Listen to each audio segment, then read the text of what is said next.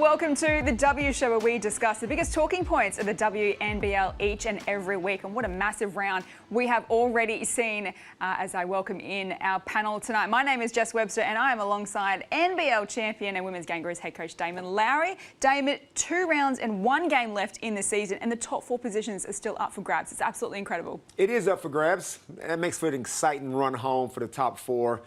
That 4th spot is still open like we're talking about, but the top 3, there still can be some movement there. So every single game, as far as I'm concerned, this is playoff basketball right now. Sitting next to you on the panel, an absolute legend of Australian basketball and 5-time WNBL champion, Michelle Timms, is on the show tonight. Timsy, so great to see you. This has been an incredible season. How have you seen it? It has. I feel like every week I'm saying, I can't wait for this game. This is going to be great, this game. And here I am again. Tuesday night, saying the same thing. This game is going to be hot as the weather today in Melbourne. Absolutely love that from you, Timsy. But yes, tonight's a blockbuster between the Flyers and Perth is coming up. But let's get straight into our biggest takeaways of the week. As I mentioned, an incredible round, Timsy. So we're going to kick it off with you. What is your biggest takeaway of the round? Well, I've got to be honest, it's taken me a while to get here, Damon, but I'm saying Bendigo are the team to beat. Oh, really? They're the best defensive team.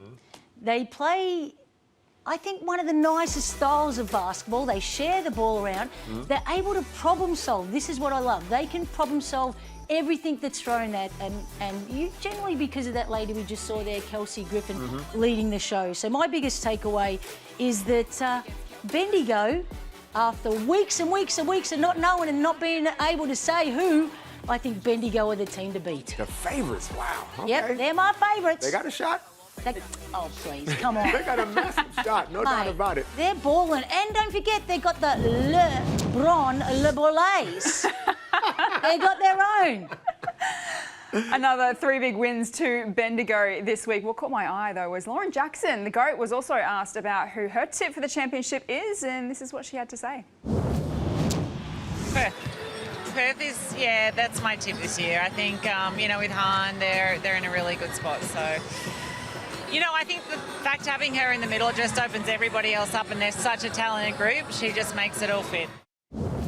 So the legend herself, Lauren Jackson, is putting Perth Lynx on the record as her tip for the championship. Now, Damon, I don't want to get between 2 goats when they're about to butt heads, but are you willing to say who might get it right, Bendigo or Perth? They're going to go Timsy or LJ? I'm going to say... Oh, man! Is Townsville not still in the competition, people? Oh, come on. We're going to just disrespect the first. They're first.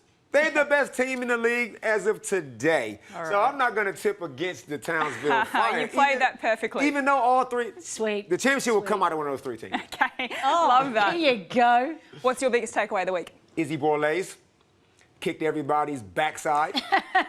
Just opened up a can of absolute whoop ass on the entire league.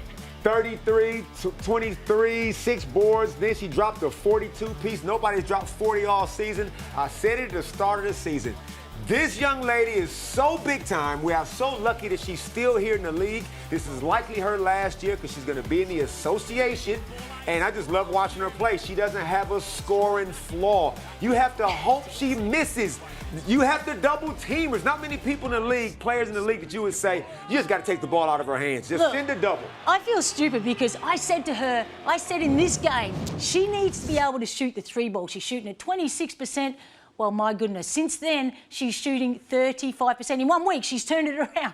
But what a baller. Oh, she's having an incredible season. My biggest takeaway of the week so far is the annual Pink Hoops game between Sydney and Perth on the weekend. This is the 4th edition of the Pink Hoops game. Massive crowd. It was the Sydney Flames' biggest crowd they had this season. Alex Shibatoni took home the Tiana Mangakahia MVP award. But it was just so fantastic, guys, to see so much pink in the crowd, so much support around this game, and I really truly feel it was more than basketball on the day. So many of Tiana's family members were in attendance as well. Unfortunately, tragically lost her battle with breast cancer last season, so it is the first time that we were playing the Pink Hoops Clash without Tiana, but I just thought it was a wonderful spectacle, and this is the legacy that she wanted to leave, was this game, and I feel like it's not going anywhere. It was absolutely special to witness. Well said, 100%.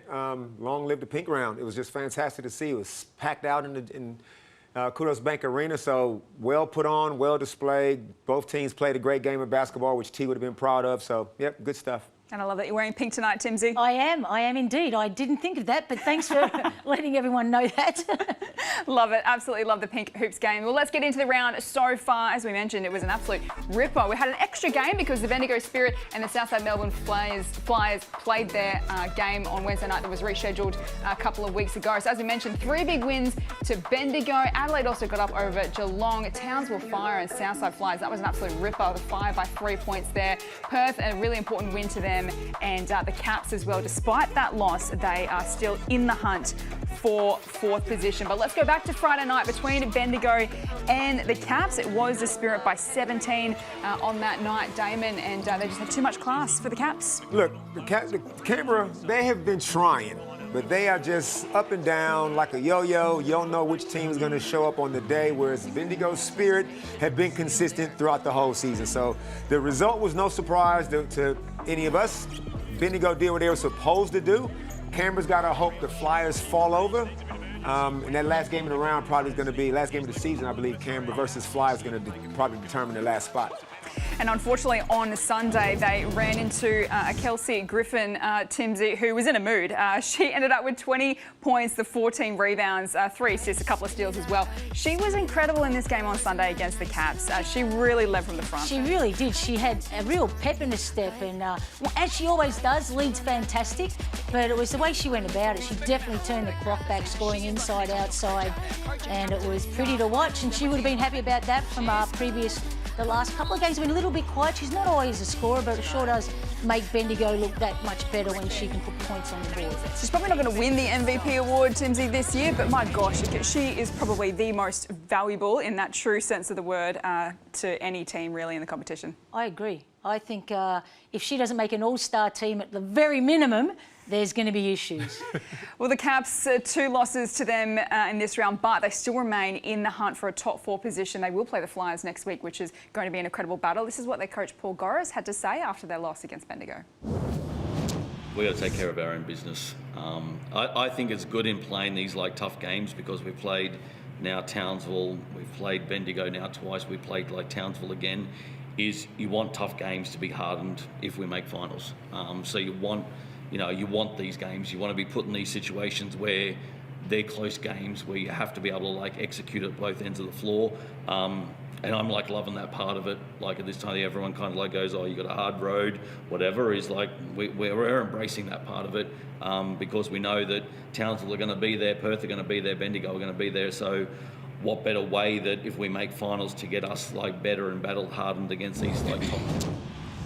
So in the run home, the Caps play Townsville, the Flyers, and then Geelong. Damon, can they make it? They can make it, and they can make it. Who knows? I mean, look, you just don't know. They're 3 games behind 500. They just don't know how to win enough. So even if they were to make it, they're probably going to be a one and done anyway. So I can't. It's hard to take them too serious, Timsy, because they don't have a winning record. Yeah, but it's exciting because if Southside don't win today, then they go ahead and play them in their second last game of the season. It could determine which team ends up in that 4th spot. So it's very exciting. I think Southside are going to get there.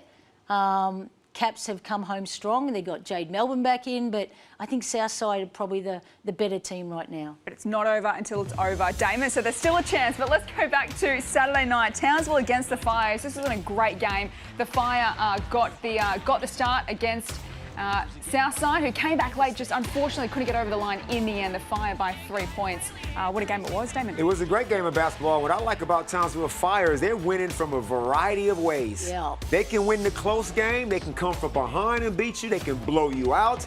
They are complete. They're playing some good playoff basketball, and have been for a while. That backcourt is unbelievable. All of them. Mila Sowa, Abby Ellis, Courtney Woods, Lucy Olsen. One of them, if not 2 or 3, are going to get you every single night. You just don't know which one it's going to be. And God help you if all of them heat up. It's Abby Ellis with the dagger for the win. Like I said, they playing with a lot of confidence. The backcourt is rock solid, and they're the #1 team for a reason. Timsy Abby Ellis, 25 points, that buzzer beater to win the game at the death. She had an incredible game. Outstanding. Such courage. She was having such a super game too, and kudos to Townsville for going to her in that last possession. So a huge round with one more amazing game to come with the Flyers hosting Perth tonight. We're going to take a break. Plenty more to come on the W Show after this.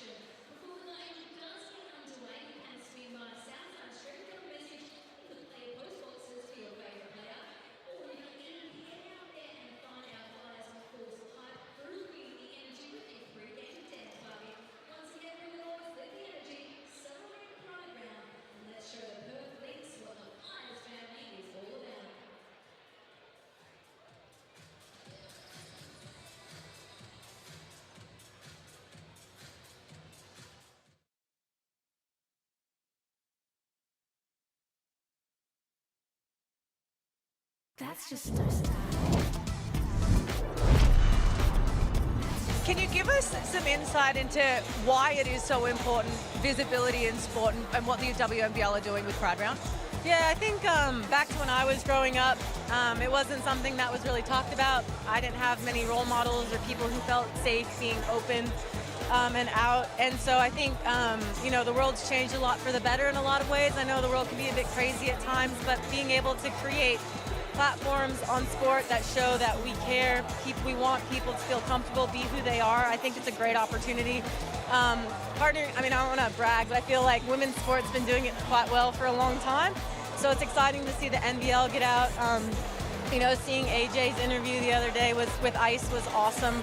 And so if it means that we can create it to show that it's okay and then the men can follow, I think that's an awesome thing too. Amazing, wonderful words by Kelsey Griffin as the WNBL's Pride Round continues tonight. We've got the Flyers coming up against the Lynx in a few moments. But time now for our personality of the year. I've got a couple of big personalities to my left, but let's check out what caught our eye over the weekend. And we're going to start with one vote. This was Lauren Jackson and her son Lenny being interviewed after the Flames game on the weekend. Take a look at Lenny's answer. I've got to give your kids a question because they asked specifically for one. Hey, mate, can you tell me your name? Lenny. Now, Lenny, can you tell me what was your favourite part of today? When I almost vomited. Say again, mate? When I almost vomited. That's a bit crazy, when I almost vomited. I think we found our next TV star in LJ's son, Lenny. I'm not sure what was better, Lenny's answer or LJ's reaction to his answer. Guys, what do you think about that? I reckon it was funny. I reckon everyone's kids at some stage have made some silly comment on TV when they've been interviewed with their parent. Oh, a speed was coming, Lenny. Don't worry. You're going to have one. I'm sure it's going to be played at his 21st, I reckon. Let's get to 2 votes this weekend. So sticking in Sydney, and we're going to give 2 votes to Alex Chibatoni, who always speaks with such humility and grace in her post-match interviews. She was such an incredible person, an incredible player, so to get that award is just so humbling. I just think that this cause is just so incredible. We've all had family, friends, know people affected by breast cancer or any type of cancer, so Yeah, I think the work here that's being done is amazing, and it's just such an incredible honour to like an incredible person. This isn't my first time, fortunately, being part of this pink game, and it was incredible then and it's incredible now. It does feel bigger than basketball, and just the amount of effort and time that has gone into this, it just shows. And I think Sydney do such an incredible job, and it's something that I hope the whole league does adopt moving forward. Well, if we couldn't love her anymore, I mean, how beautifully spoken was that from Can I just say, how good speakers do we have? You know, Kelsey Griffin and then Chibba just presented two beautiful messages. We're so fortunate in the WNBL to have such great, well, not only players, but speakers as well. Total class. Total. Speaking of Kelsey Griffin, 3 votes this week goes to KG and also our very own Carly Wilson. Number 1 rule in TV, guys, what is it? Mike's always on. Mike is always on. Can you sing for me, Kels? Popular. I'll help you be popular. I wasn't sure we were going the other end. I know about popular. Wasn't sure which way we were going. The proper poise when you talk to boys. This is going to be one of those, the mic's always live, and it's going to come to bite me in the butt. It is going to come back and bite you in the butt, KG, because you've just gotten 3 votes for our personality of the year. And that is the second time that Carly Wilson has been caught on a Mike is always on moment in our personality of the year awards. So let's check out the leaderboard as it stands. Only a couple of rounds left. And Sarah Blitzarves is still on top, and her former coffee mate. We've got to run her down. Brand Cazano.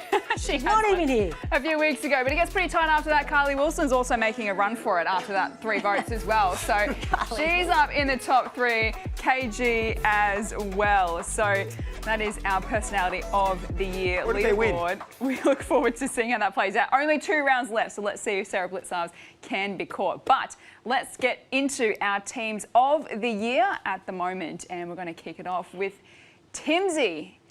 Okay, let me go to my card. Where's my card? Spit it out. I'm blind as a bat these days. Thank goodness. There it is. Okay, I've got Ali Wilson, Courtney Woods, Borlase, Maley and Holmes. It's a pretty strong And that's starting. big for me because I've gone without a point guard and I haven't done that. What do you mean, Ali Wilson? No, well, look, everybody in Perth's a point guard, mate. Chippertoni's a point guard, Maley brings it down, everybody's a point guard. Not a bad squad. No. Okay, bring it on, Damon. All right, Mike's yours, Damon. Well, you got to understand, I value winning. Winning is of the highest order. You're not getting in my team of the season if you're on a losing team. Ali Wilson, best point guard in Australia. I don't care what nobody says. Courtney Woods, MVP candidate, Timsy. Obviously, we got big-time Borlase and Annalie. And I put Kelsey Griffin in this round. So all those players, all those ladies represent first, second, and third place. Back it up, it up. You have cut 3 players from last week. Yeah. You know why? You tell me why, Damon. They're not winning enough. I'm sorry. Hey, I'm guilty of valuing winning. Damn. Now, all those 5 players are in the first, second, and third teams. That's it. So It just sounds like indecision to me, Damon. no, teams in the 4th. Why would I put somebody from the 4th spot? Why would I put somebody in the 4th spot over somebody's in the 3rd spot? They don't even have a winning record. Damn. And you got Mackenzie Holmes, who I love, by the way. Who I love, by the way. But where's her team at? Well, you know what? They're under there. I know, but I honestly thought that possibly Griffin. I was right there with you. I agree with that one. Yeah, by KG. I don't mind that. All right, well, if you can't decide on your starting 5 team of the year, maybe your second team of the year. So we're going to get into that. Timsy, you want to share your second Where's my team glasses of again? the year? Back to the glasses. Show me the screen. Chibbertoni, my girl, Abby Ellis, Soa, Kelsey Griffin and Hanchu. That's a good team. That is a darn good team, if I do say so myself. There are no losers in that team, neither. No losers in my team. You've just proven Damon's point potentially. Okay, your second team of the year. I'm going to have some winners in there. Okay. Bring it up. Bring it up. Alex Chibbertoni, Minnesota. Now, I will say Maddie Rachi's team is losing. So why did I put Maddie Rachi in there? Because I feel like she's doing a lot right. She's got her turnovers down a bit, but she's got a lot right. I got Kayla George in there because She has no business averaging those numbers. It's so incredible at her age, Oh, for being in her goodness 18th sake. season, and I got Hanju as well. Don't talk about age. Don't you know No, you're but not allowed to mention the age? You know, Kelsey and her hate it. It is an indictment on the rest of the league that somebody like Kayla George can dominate like she's doing. The youngins should take offense to that. But keep it going, Kayla. We've only got a couple of rounds left before finals, and our MVP of the year is going to be revealed, of course, at our awards night. In your starting fives tonight, is your MVP in it? Absolutely. Yep. Are we allowed to name names or not? You want to keep give it us your under MVP. Who do you think is going to win? Borlase. All the way. 100%? Damon? I am sure. It's not over yet. The MVP race is still That sounds like indecision again. That referee here is singing. It's still open. Mate. It's between Courtney Woods and it's between Isabel Borlase. I don't know. Come on, this last the three games, I thought I was a little bit the same with you. I wasn't sure, but this week I've seen the light. The disrespect that Courtney Woods is getting. I'm with you, Shannon Seabaum. I'm with you. She'll win an MVP. It'll just be MVP of Townsville. Stay with us. We've got a massive clash to preview coming up after the break.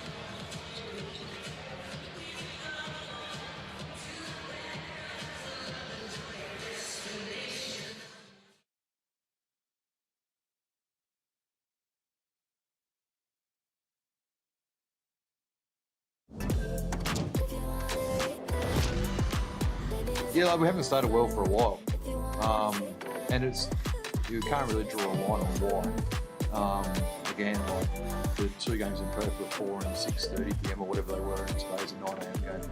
So there's no time consistency. Like we've been slowing on three, but we weren't earlier in the year. Rewind 2 months, we were regularly up at halftime by 20 odd. So it's come out of nowhere. Something clearly we have to sort out very shortly. If it's a 50-50 pass, don't pass it, because we do have a lot of turnovers, and I think they've come down recently, but I think against these top teams you can't. Like I said, if it's a 50-50 pass, don't pass it, because they just run it straight back at you. They're too good offensively. And then you sort of get into a bit of a grind because they try and shut you down on the offensive end. So, it's always a big focus for me to try and keep those turnovers down. It's something we do need to be better at if we're going to try and get a win over these top teams. And welcome back to the W Show as we build towards a massive clash tonight at the Victorian State Basketball Centre. It is the 4th place Southside Melbourne Flyers hosting the 3rd place Perth Lynx, and we are joined by the Flyers captain in Kayla George. Kayla, very good evening to you. A very, very warm day here in Melbourne, 42 degrees, and you're about to play your 3rd match in 6 days. How's the mind and body feeling? Yeah, this old girl's feeling not too bad. What's a bit of heat, hey? Bit of aircon pumping that thing in here today. But no, feeling all right, and it's that time of the season where it's exciting. It's, it's getting spicy out there. Hey, Kayla, we have something in common. 1989, that was the year I came to Australia, and that was the year you were born. Now, this is your 18th Thank you so much. This is your 18th season, and you are still balling out of control. I need to know the motivation. Where do you find the inspiration to keep rocking up year after year and producing at such a high level? Yeah, look, that's a great question. I credit Pilates. Like, I've been doing Pilates since I turned 30. That's been a real game changer for me, to keep my body feeling really good and limber.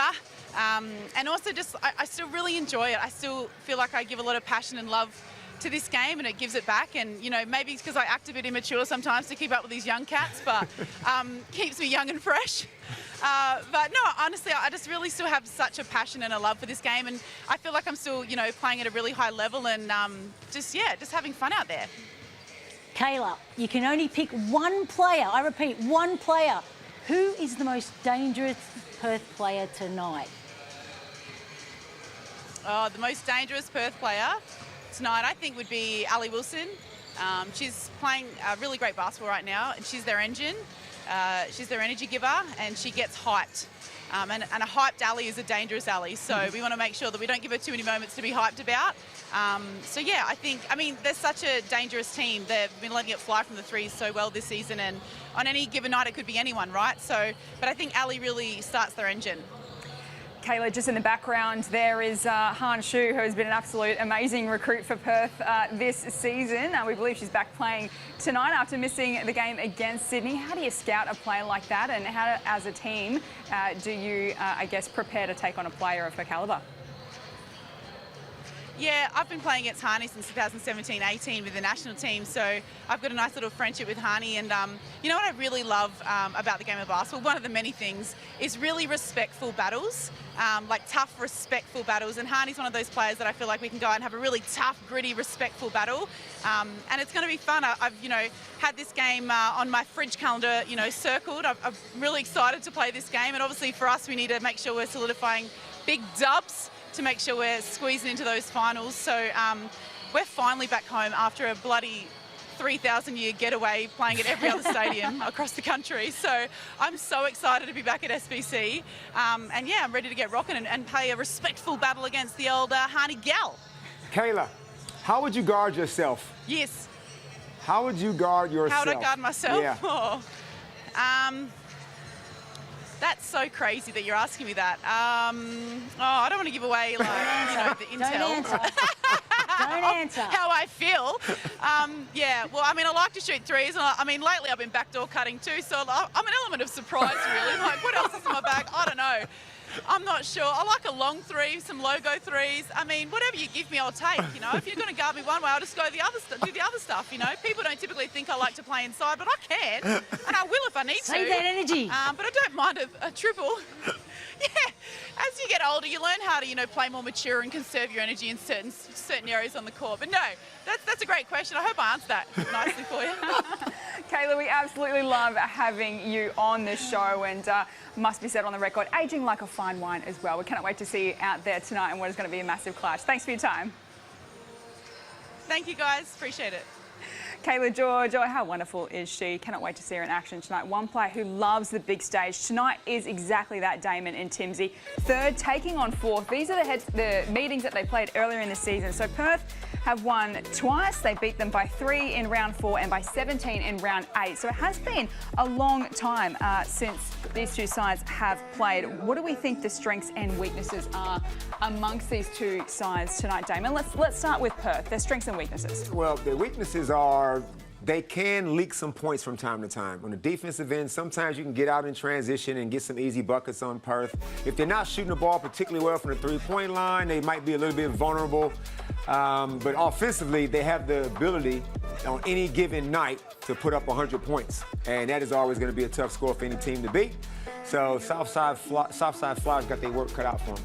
These are the league rankings between the two sides. Timsy, the turnovers stand out for me, an area of the game at Southside I have to watch tonight. Yeah, they absolutely do. However, having said that, they've been really good the last 7 weeks of lowering that. At the start of the season, they were really blowing out to 19 turnovers a game. So they're doing a really good job this back half of the season of taking care of the ball. So we cannot wait for tonight's match. Tuesday night blockbuster at Southside taking on Perth, and it's coming up next.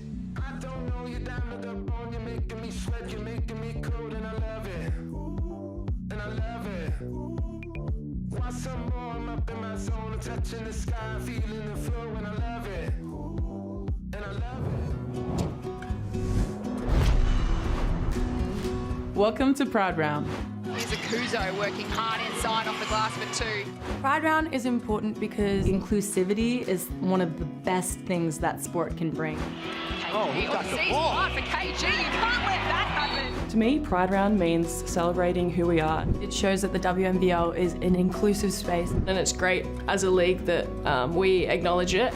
We'll need to work with, not going to matter because it's got to be a quick look. Amy Outwell. It's a place that brings all people from all walks of life together for everyone to come and enjoy the sport. All alone, Adelaide Maley. Big hit. Everyone deserves to feel safe, seen and included. To be able to celebrate together, go through hardship together and learn together. It's so important to create a safe and inclusive environment around sport. He's sharp for 3. Everyone is welcome and everyone should feel safe when at a basketball game. So what better way than to have a Pride Round? Well, tonight is Southside's time to strike. Back on their home floor at the State Basketball Centre, the Flyers host the Perth Lynx in a 3rd versus 4th showdown to close out round 15 of the WNBL competition. The Lynx are fighting for a top 2 finish. The Flyers looking to cement their place in the finals. We're looking forward to tonight's massive battle. My name is Jess Webster and I'm joined in commentary tonight by NBL champion and Women's Kangaroos head coach Damon Lowry and Australian basketball legend and 5-time WNBL champion Michelle Timms. Damon and Timsy, what a battle we have tonight. 2 teams fighting for important ladder positions at the business end of the year. Cannot wait for it. Can't wait. It's playoff basketball right now. This is a playoff game, especially for the Southside Flyers. If they don't win this one, woof. They could be in trouble for that 4th spot. But look, even though Southside lost, they did a really good job defensively, and I think Christy Harrier would have been pretty happy with them keeping Townsville to only 12 points in the 3rd quarter. Well, speaking of Christy Harrier, she is standing by with our courtside reporter tonight, Megan Huswaite. Well, Christy, it's been a big week against Bendigo and Townsville. Back home to play Perth. Tonight, the chance to get that scalp. Yeah, it's nice to be home. We haven't been home since the start of January, so it's nice to be home on our home court. And yeah, big game for us tonight, and I'm sure it's a big game for them as well because they're probably trying to get 2nd spot. But yeah, it's a must-win for us. You didn't get the results in the 2 games last round, but I'm sure you got the confidence and belief you can take it up to the top teams, and tonight's your chance. Yeah, it is. I didn't think we played all that well against Bendigo, but we gave everything to Townsville, and of course, Abiella's come up big in the end for them. But yeah, I think it's just a matter of being able to play at our tempo tonight. Don't get too much of in a running game with them, and if we can do that, hopefully we'll walk out of here with a win. And finally, a change to your starting lineup tonight. Yeah, Naya's she's back, but she's still on limited minutes, so we'll stay with Tarara in the starting 5, and but it's nice to have her back and coming off the bench for us today. Can't wait to see you in action. Good luck tonight. Thank you. It's great to see Nia Locke back in action for the Flyers tonight. Damon, Southside against the top 3 this year. There's 7 losses and 1 win. So they will need to produce their best basketball to get a scalp against the top contenders. But Maddie Rocci, she's putting together a fabulous season. 16 points, averaging the 4 rebounds, 6 assists as well. She continues to get it done every week. It is, and it's the 4 turnovers that is the only issue that Christy Harrier and Damon Lowry have an issue with. But when she's not turning the ball over, she is doing everything else. And I'm sorry, Nia Locke, that you're a victim of the minutes restrictions police. Hopefully, yeah, you'll be out of that jail soon. Let's head into the Perth camp because Megan Huswaite also caught up with one of their stars, Amy Atwell, a few moments ago. Well, Amy, it's a big week for the Perth Lynx. This is the 2nd leg of a big road trip. How big is this game tonight? Yeah, it's huge. I think every game left for everyone left in the season is huge for positioning for everybody. So, yeah, Southside are playing really good basketball right now and have gotten better as the season goes on. So, yeah, we'll have our work cut out for us.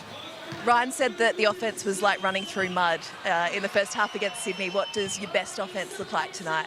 Yeah, I think we know what our best offense looks like. It's when the ball flows through hands. We know that we have so many weapons on the floor that it can get a bit sticky sometimes, and that's when Ryan says we're stuck in mud. So, yeah, when the ball is zipping and we're getting it through hands and it's moving through the floor, I think that's when we're at our best.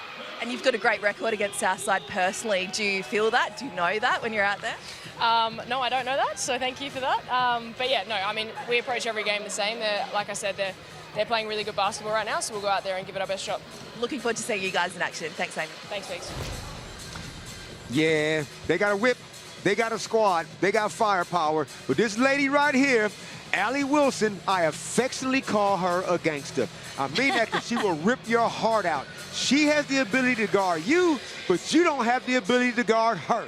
She's unquestionable the best point guard in the country for mine, and she leads from the front, and she's got nothing but weapons all around her. It is a massive clash tonight. The Flyers taking on the Lynx. So let's check in courtside to Megan Huswaite. Megs. Well, the lady of the show is Han Shu, and Chinese Australians and the Chinese community have turned out tonight at the State Basketball Centre to watch and meet their hero, but it came oh so close to her not playing tonight. She passed fitness screening this morning at shoot-around. Of course, we know she missed Sunday's game with soreness against Sydney.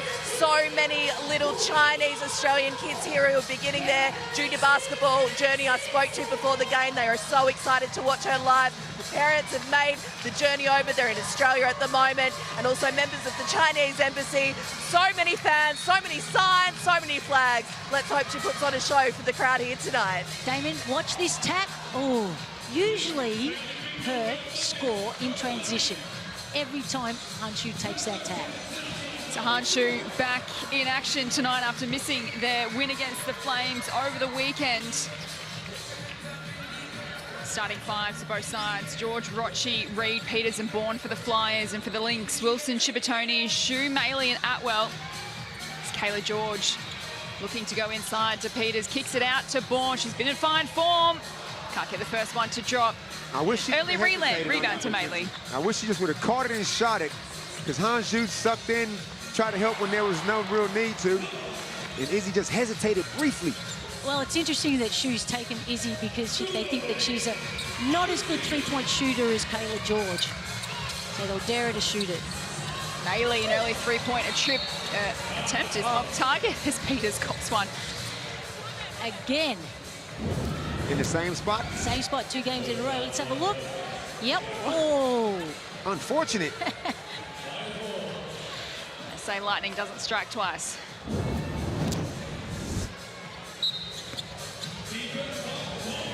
These two sides have played twice before in the season. Perth winners on both occasions by 3 points in round 4, by 17 points in round 8, which was Han Shu's second game in the league. She had 19 points on that day. It's Tara Reid over the top to George. Lovely pass back to Reid for the first points of the night. Caught Annalise staring at the ball. As soon as the ball went inside, she turned her head, gave up a backdoor cut for an easy layup. I like George getting the ball out there if Hanshu's going to defend her. As Hanshu says, here's one for you, but misses. Because she can then put the ball on the floor and go by. Hanshu's one player that George can beat by putting the ball on the floor. George from downtown bounces off the rim. We'll get the rebound. Rochi cleans it up off to Peters. She pulls the trigger from outside the arc. It's no good again. So both sides, a number of three-point attempts so far. Haven't seen the first one as Atwell pulls up for 2. Nice. Amy could easily blaze away from 3.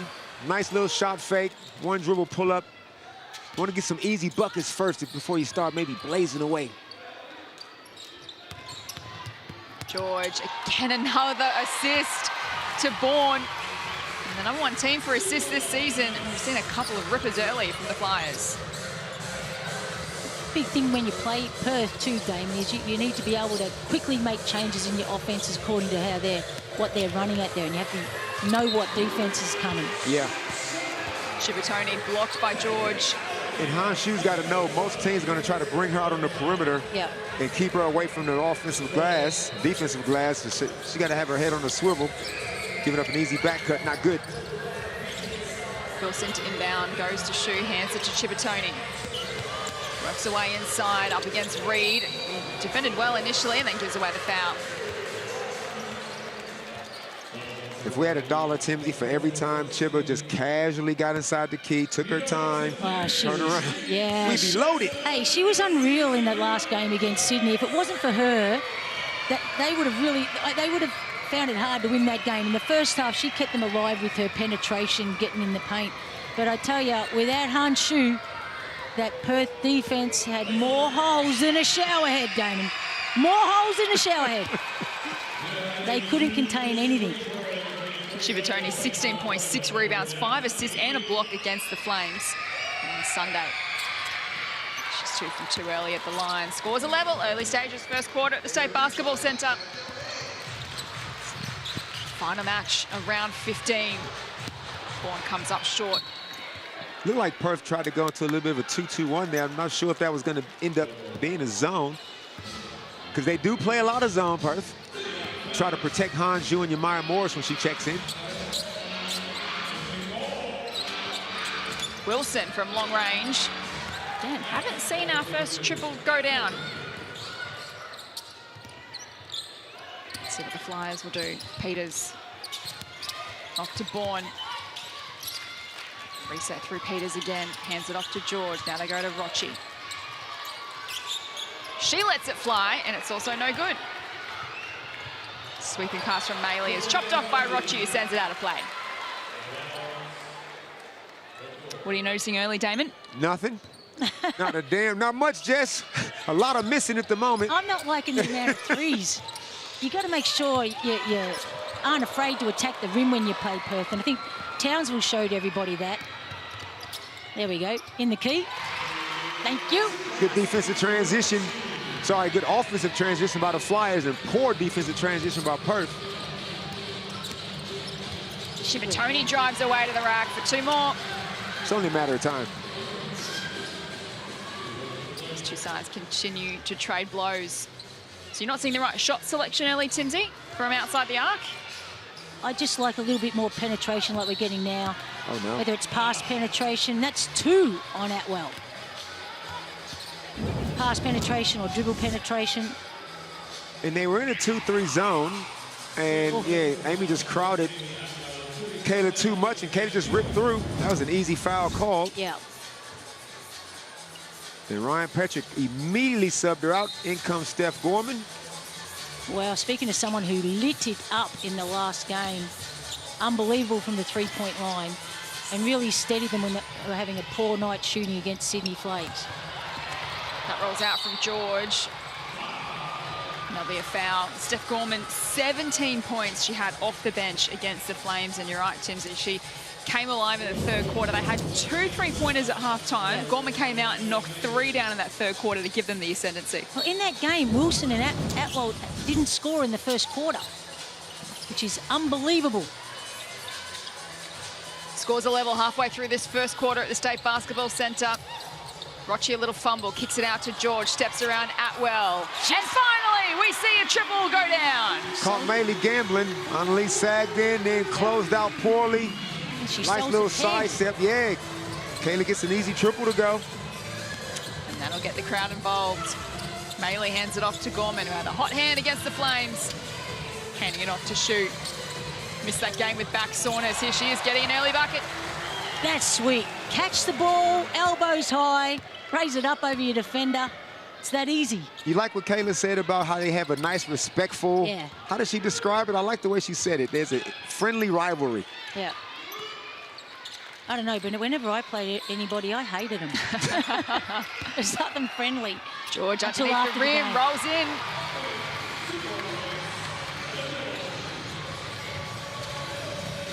Wilson to Maley. And off target. Annalise 3-ball completely betrayed her in the last couple of games. It's interesting how teams are defending her really, like that wasn't an example of it, but they're really daring her to shoot the 3-ball ridiculously. Disrespectfully. This time, Melee drives herself inside and gets a bucket. And she shoot like her last 2 games, 3 of 21 from 3. But all season, though, she's actually shooting a better percentage than Amy Atwell. True that. Let's head to Megan courtside. Maya Morris about to sub into game for Perth. She was recruited to bash and crash the big bodies of Mariana Tolo and Lauren Cox. We know they're both not participating in the rest of the season, but she really stood up for Perth on Sunday against Sydney. Sure did, Megs. She was one of the best, 12 points, 13 rebounds against the Flames in the absence of Han Shu. Flyers with an early 1-point lead, less than 4 to play in the first. That's the way. Born, rather. Han Shu getting dragged out to the three-point line is not a match for Izzy Bourne off the dribble. Smart play. 100%. And then when your Maya Morris checks in, I expect Izzy Bourne to do the exact same thing. Wilson to Maley, feet set, lets it fly. I'd expect her to take George, you think? Yeah, that's what you should do. Yeah. Good to see Annalise shoot the 3. Like, you're open. Trust your work. Trust all the shots that you've put up. And just got to know the next one's falling. Vintage Kayla George. Vintage is the right word, Jess. Kayla's been making that shot for 18 seasons. That was a little extra. That was a big step back. Chippertoni hands it off to shoot. Oh, stop it. Bounces off the rim, it's no good. Goes out of play. And it's going to be a Perth ball. Might have a little chat. As they do that, let's take a look at the Amy replay. Here's Annalie Maley from deep. Izzy Bourne, you still got to get a hand up. Like, you just can't let somebody shoot an absolute wide open 3. Well, that's under 12, right? I mean, you get taught that in under 12s. You've got to carry the hand. Anybody can make a 3. That is just disrespectful defense. I'm glad that Annalie took advantage. Flies by 2. Great battle unfolding so far. Swinging out to Bourne. Great hustle from Wilson, who steals it away. Averages a couple of those per game. Now looks to go over the top to Morris, one of their best against the Flames, and she picks up where she left off. Yeah, she was good, as Megan said. She was great on in the game against Sydney on Sunday. She did a good job on the boards. She got in the right position. When it was her turn to score, she scored. Bourne off to Peters, back to Bourne. Oh, just didn't quite have the finish. That was a great cut by Izzy Bourne. Yamar Morris, they're going to always try to cut on him on the perimeter. As Annalie misses the mid-range. If you're Yamar Morris, Timsy, or Han Shu, and you're guarding a more agile perimeter player, how do you recommend defending them? If they're more agile, I can space them. Just and then I let them. I find out what way they don't want to go. That's for sure, and I'll steer them that way. Right now, I feel like Hanju and Yamar are just kind of sagging off with no real, like you just said, direction. Where are you going to send them to? The weak hand, you would want it? But that's a Perth D, isn't it? They like their big players to step back until a team's going to punish them. Annalie Maley finds herself at the line. The WNBL Pride Round runs from January 20 to February 1. It's a powerful celebration of inclusion, identity and belonging. Hear the incredible stories from our players and what Pride Round means to them by scanning the QR code on your screen now.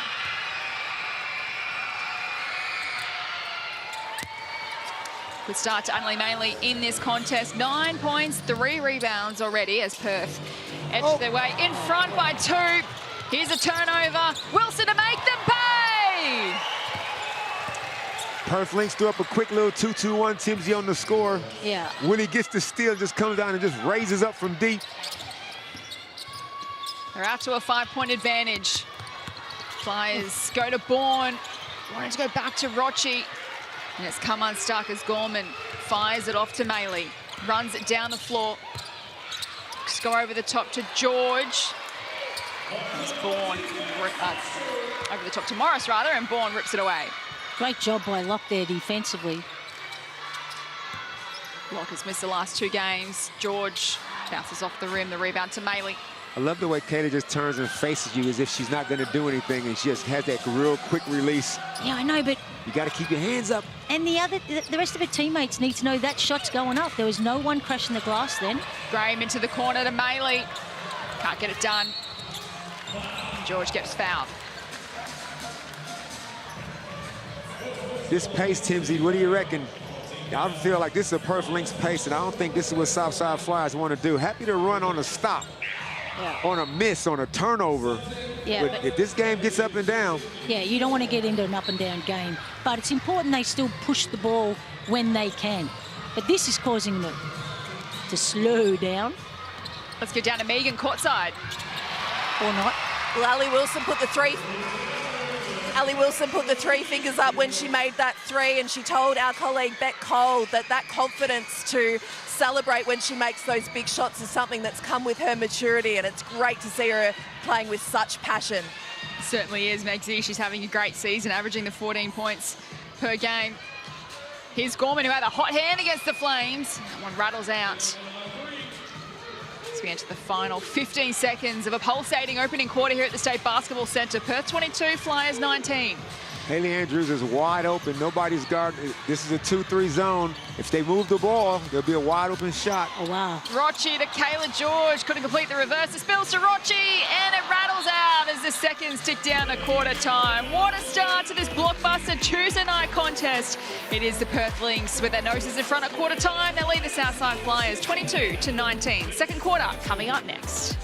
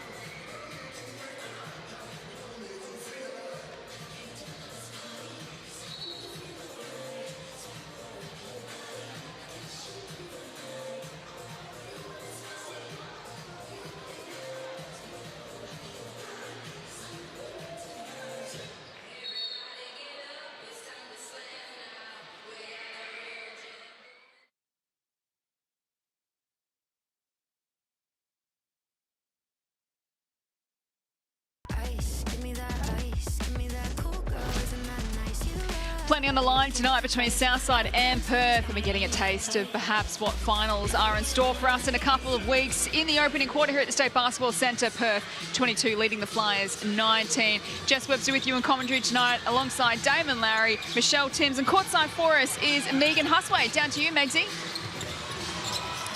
Well, Kayla George got off to a great start for the Flyers, but she's sitting to start this second term. Manny Potch has the job on Han Shu, and what an exciting moment for the youngster. She's definitely got a lot of home support here, being a local Dandenong girl, but Christy Harrower just giving her lots of confidence to take into this matchup. Chibatoni muscles her way to the rim, gets it done on the second attempt. Yep. Muscle is the right word. Looked like Chipper might have jammed her knee a little bit. She had 3 on her. Look. Oh, they're 2. And Manny Potts got to decide on how she's going to guard this ball screen. She was guarding Hanju, and when Chibatoni came off the screen, she didn't do anything, didn't offer any resistance. And Chipper had a straight line drive to the basket. Manny Potts gets fouled. So starting the second quarter for the Flyers, Locke, Rochi, Andrews, Poch, Peters for the Lynx, Gorman, Chippertoni, Graham, Shue and Maley. Maley with the 9 points and 5 rebounds already. And that was good recognition by Poch to get herself down in that low block to demand the ball against a smaller opponent. I wouldn't be sitting them two together for that long. Just not for long. Izzy Bourne and Kayla. 2 from 2 for Manny Poch at the line. Perth by 3. Early stages, second term here at the State Basketball Centre. Shoots to a wide open Maley. Easy bucket. That's great offense, but obviously a breakdown.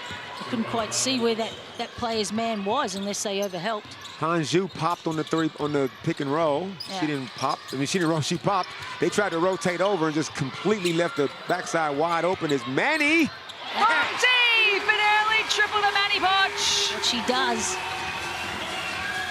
Doesn't the crowd love it?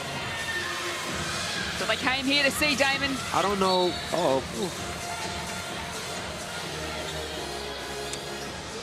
Chippertoni looks a little sore.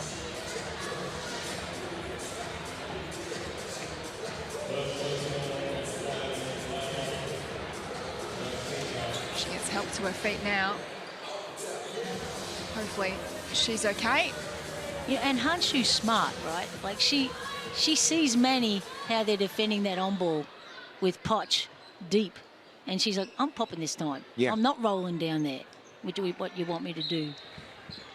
And the ability of Southside to defend that there on ball is really important to the outcome of this game. Chippertoni's back to her feet. Couldn't get the finish. It spills to Maley. She goes back to Chippertoni. A couple to beat. With strength, gets the call as well. Maddie Rochi pleads her case. Good pass by Annalie Maley. Thought she was going to shoot the 3. Saw Chip underneath the basket. Made the extra pass. Get another look. I don't know who that foul was called on, because if it was on Maddie Rochi. I don't know, maybe she walked under a little bit, but she was straight up. She completes the 3-point play. Perth 29, Flyers 24. 2-2-1 on the score. I would be coming out of that immediately if that's what's going to happen. They end up getting a turnover, though. They've had I think they play zone sometimes too much, Timothy Perth. Like, you don't need to do it just because you're pressed. You can 2-2-1 and get back into a man. Gorman pulls the trigger from outside the arc. And it's forced a timeout here in the second quarter because Perth have edged their way clear by 8 points, 32-24 over the Flyers.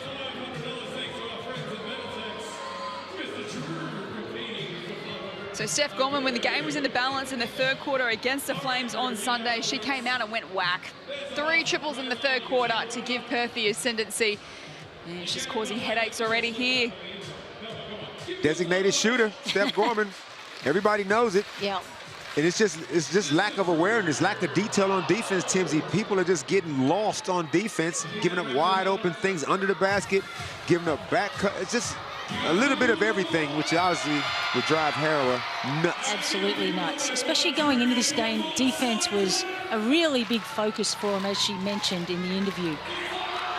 And that on the back of that is you've got to be able to communicate. You all got to be on the same page. If this is what we're doing on an on-ball, this is what we're doing on the on-ball. No breakdowns.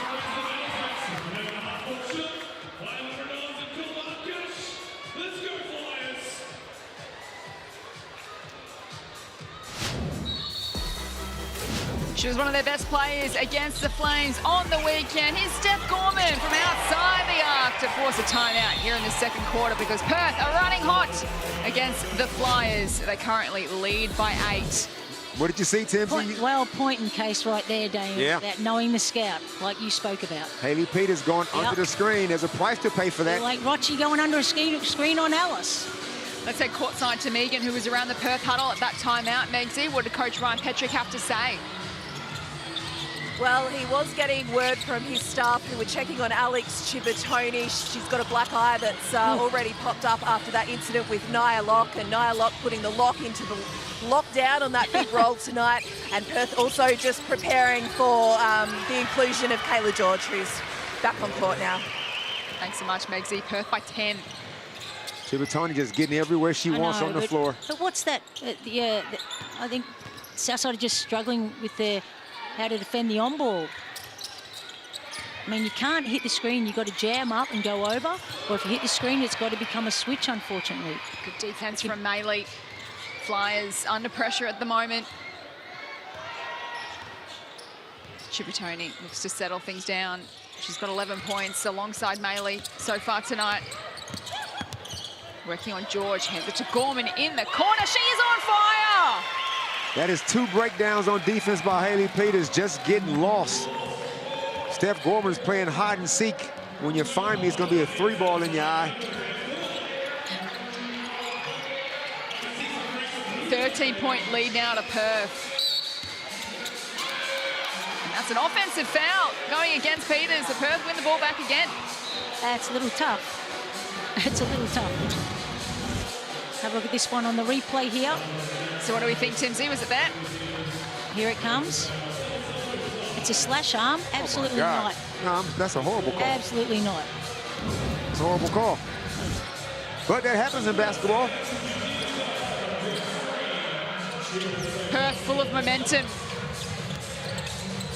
Hanshu hands it off to Gorman. They go to Wilson. Can't get it to go. Maylee with the O-board and the bucket. It's almost time for another timeout, Timsy. Perth getting everything they want. Yeah.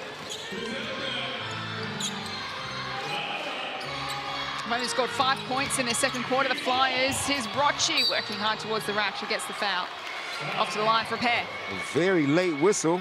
Let's see if it was the right whistle if we get the replay. Looks like Maddie jammed something.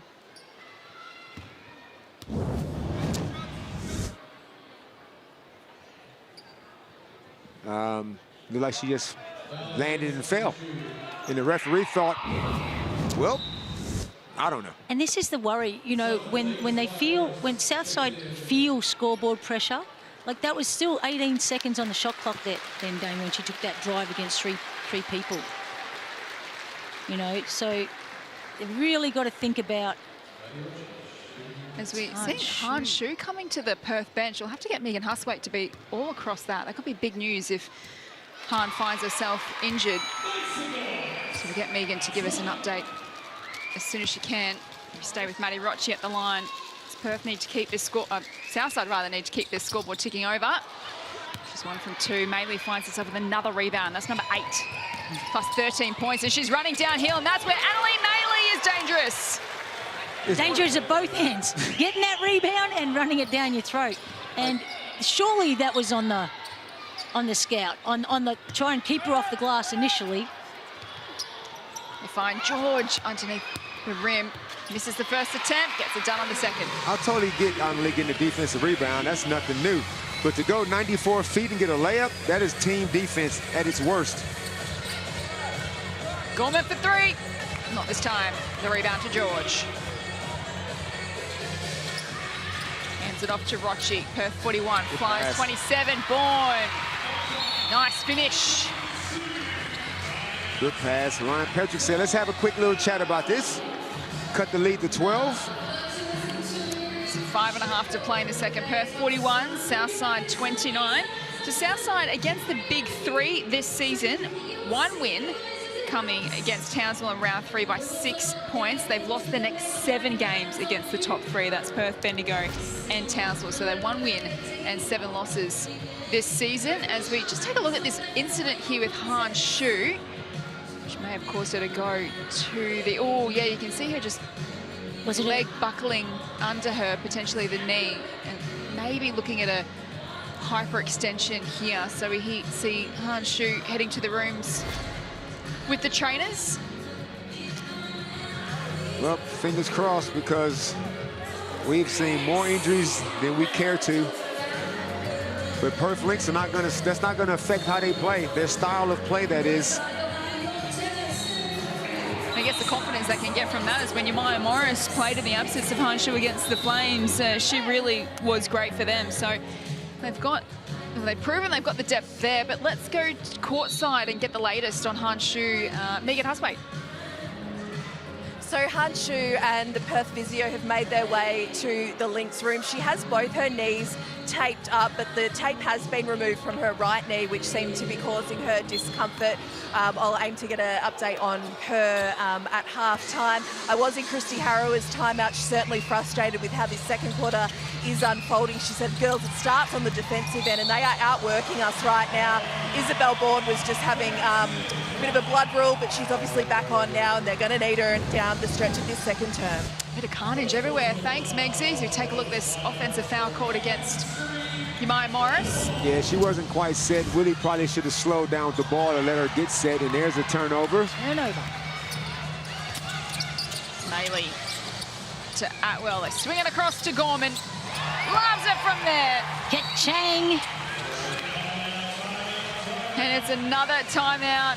Because Perth have the ascendancy here in the second quarter. 44 leading the Flyers, 29. Maley up to the 15 points. Chippertoni with 11. Maley also has the 8 rebounds. Let's have a listen to what Coach Ryan Petrick had to say pre-game on Perth's slow starts of late. It'll be huge because we've been awful, is the PG version of what I wanted to say. We've been really bad at starts the last month for no exact reason, because rewind a month prior to that we were really good. And we've not changed anything. So as always, like we tell our team, our first adjustment is attitude and effort. We've got to fix that tonight. I'm seeing a difference here tonight, Damon. They got off to a slow start again the first couple of minutes. They just didn't make shots. They wasn't playing bad basketball. They shoot an unbelievable 75% from inside the key, 55% total for the game. And up here, the Southside Flyers, you can't win. If you're going to let a team shoot 55%, just know you're not going to win. And there's levels to this, Timsy. There's a top 3, and then there's everybody else. Well, it's a pity, like, the way the game is right now for Southside, because they have been better than this against top teams over the last few weeks. You know, the Bendigo game, the Townsville game. Last game against Townsville, they really put themselves in a good position to win that one, and Abby Ellis stole the show. But they're right there, and if they continue to play like this game, it'll be a step backward in the direction that they were heading. Well, of those 7 losses against the big 3 this season, 5 of those have been 10 points or less, Timsy. So they have shown they can match it. As McKenna Marissa onto the floor and misses her first attempt. Let's head back courtside to Megan. Yeah, again, a very frustrated Christy Harrower in that timeout. It was about not turning the basketball over. She's just thrown her hands in the air as that's gone down, and Perth are having their way with Southside. Certainly are, Meggsy. Thank you. Another coast to coast. Yeah, but she got picked up, but the problem was the player just stood next to her and ran by her hip. So you not only got to be there, you got to be in front of them, put some sort of heat on them, and force them away they don't want to go. And yeah, well, 3 personals now heading to the bench. Kayla George to Marissa. Got Reed in the corner. George in the other corner. Oh, great deflection from Wilson, and it spills to Morris. Can you see that, Timsy? Maya Morris isn't really guarding anybody. It's almost like they playing a box. Annalie, coast to coast. No good. And they're just leaving Jemima Morris in the middle with no real responsibility. Can't quite tell if this is zone. It's real junky, and it's just throwing off Flyers' rhythm. Yeah. Perth by 17. Wilson kicks it out to Chippertoni. Goes to Graham, wide open for 3, and it is danger signs. Perth are running hot at the State Basketball Centre. Their lead is 20 points. Whoever Nia Locke subs in for right now is who Christy Harrower is blaming for giving up that wide open 3 ball. Flyers need a response here on their home floor. Finals on the line. It's got to go to George Bourne. do. Goes to Bourne. Out to Marissa. Trouble. So Izzy Borlase, Damon's on the perimeter, that whole possession. And Morris is deep in the key, as you say, zoning the area. And that's where they've got to be, you know, Southside just have to slow down a little bit. Is that a travel? Yeah. Slow down a little bit and see what's open. So the Flyers go to a 2-3 zone. Now shoot it! Oh, my goodness. Give it back to her. This time, Graham in the corner. Bounces off the rim. Morris with the rebound and the putback. Wow. There's no defense right now that's working for the Flyers. I talked about holes and shower heads. Turnover. Any more analogies for us, Timsy? More holes in a crumpet. Swiss cheese. 2.5 to play in the second. Perth 51, Flyers 29. Shibatoni again with strength. You know what, though? She's in. That was good defense. She just wasn't strong enough. She got her hips over. She was in front of her. She's just... Look, she got her hips over, she got back in front.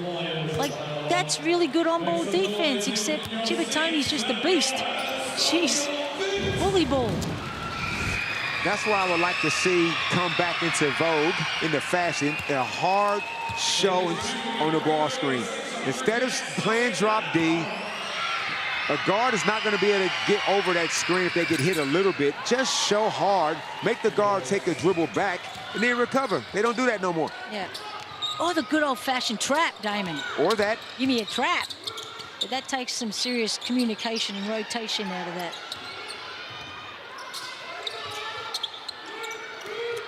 Nylock gets around Shibatoni all the way herself, just can't get the finish. And they scored 10 points in this second quarter. Perth have scored 31. And they lead by 24. Crowd has fallen silent here at the Victoria State Basketball Centre. Wow. Graham to add more pain, overcooks it.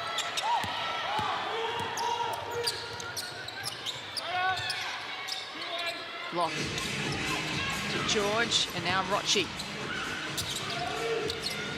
Back to George, and that's gone out of play. Another turnover, turnover number 10. Are they sticking the ball a bit too long? You know, like, just zip that ball around. Like, George should have had that wide open shot before the defender came across. Another timeout on the floor with 1:32 left in the second. So you watch this screen right here. So they ice the screen, Yamar Morris drops down. They kick it back out, but Willie closes out. That's the rotation. And that's just a bad pass by Kayla, but that's how they're defending wing ball screens. They're icing them, not letting the guard come over the screen. And that's why the guard's got to go hard, one dribble, and go bang. What is Christie having to say in this timeout, do you think, Timsy? Oh, I think she'd be having a lot to say about defense, trying to get some sort of flow defensively, but also offensively about slowing it down, seeing what the defense are giving us. Because at the moment, they're feeling the pressure of the scoreboard, I think, Damon, and just not seeing what's being handed to them on the plate. Styles make fights. Perth Lynx poses a completely different monster to Flyers defense as opposed to, say, Bendigo or Townsville. Townsville might be actually a little bit similar to a degree, although they're smaller without Lauren Cox. So it's hard to simulate with the Perth Lynx how they play.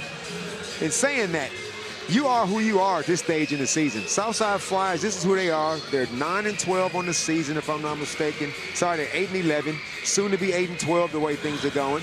And there's no magic wand, Timsy, with 3 games left in the season. No, I know, but they had, like...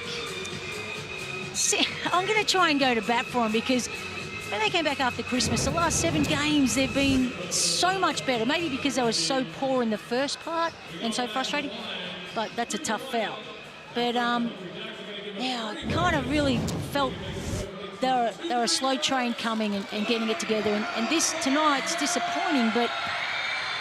And they got all the pieces, right? They got a big three in the front court, in Peters, Bourne, and Kayla.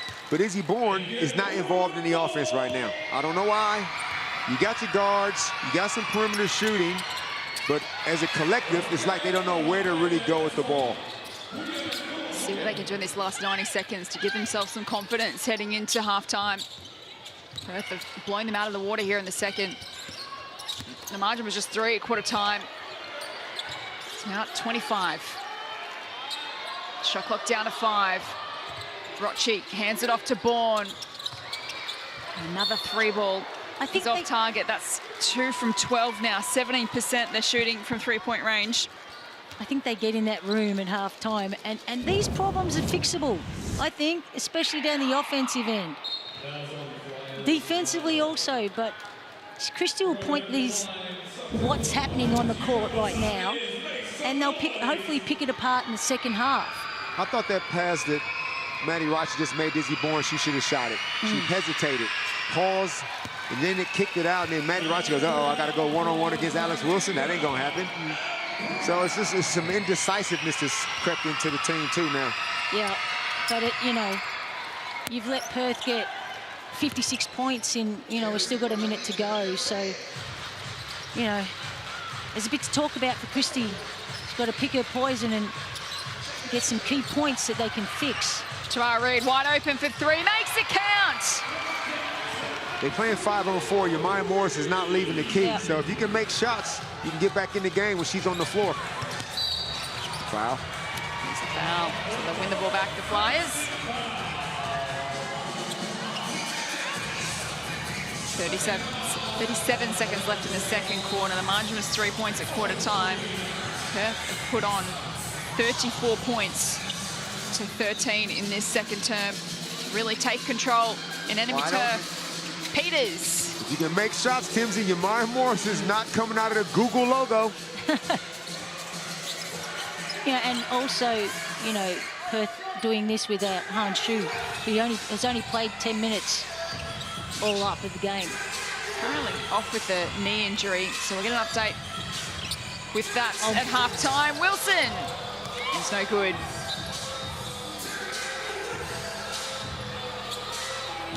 Tara Reid having a little laugh with Ryan Petrick. He'll be pretty pleased with what his players have put together here in a dominant opening half. Peters from halfway, no good, and that marks the end of a dominant second quarter here at the State Basketball Centre. The Perth Lynx in full control at half-time. They lead 56-32 over the Flyers. A dominant second quarter where they put on 34 points to 13 to open up a 24-point gap at the main break. Perth look hungry to finish in the top two. They've got games against Bendigo and Sydney to finish as we head downstairs to Megan Huswaite. Well, Chibba, Ryan said that your offense against Sydney in the first half was like running through mud. What was that, walking on water? Honestly, though, like it's been a big thing. I know we've played Sunday, but that's been our focus since then, post-game this morning, trying to get a ball moving.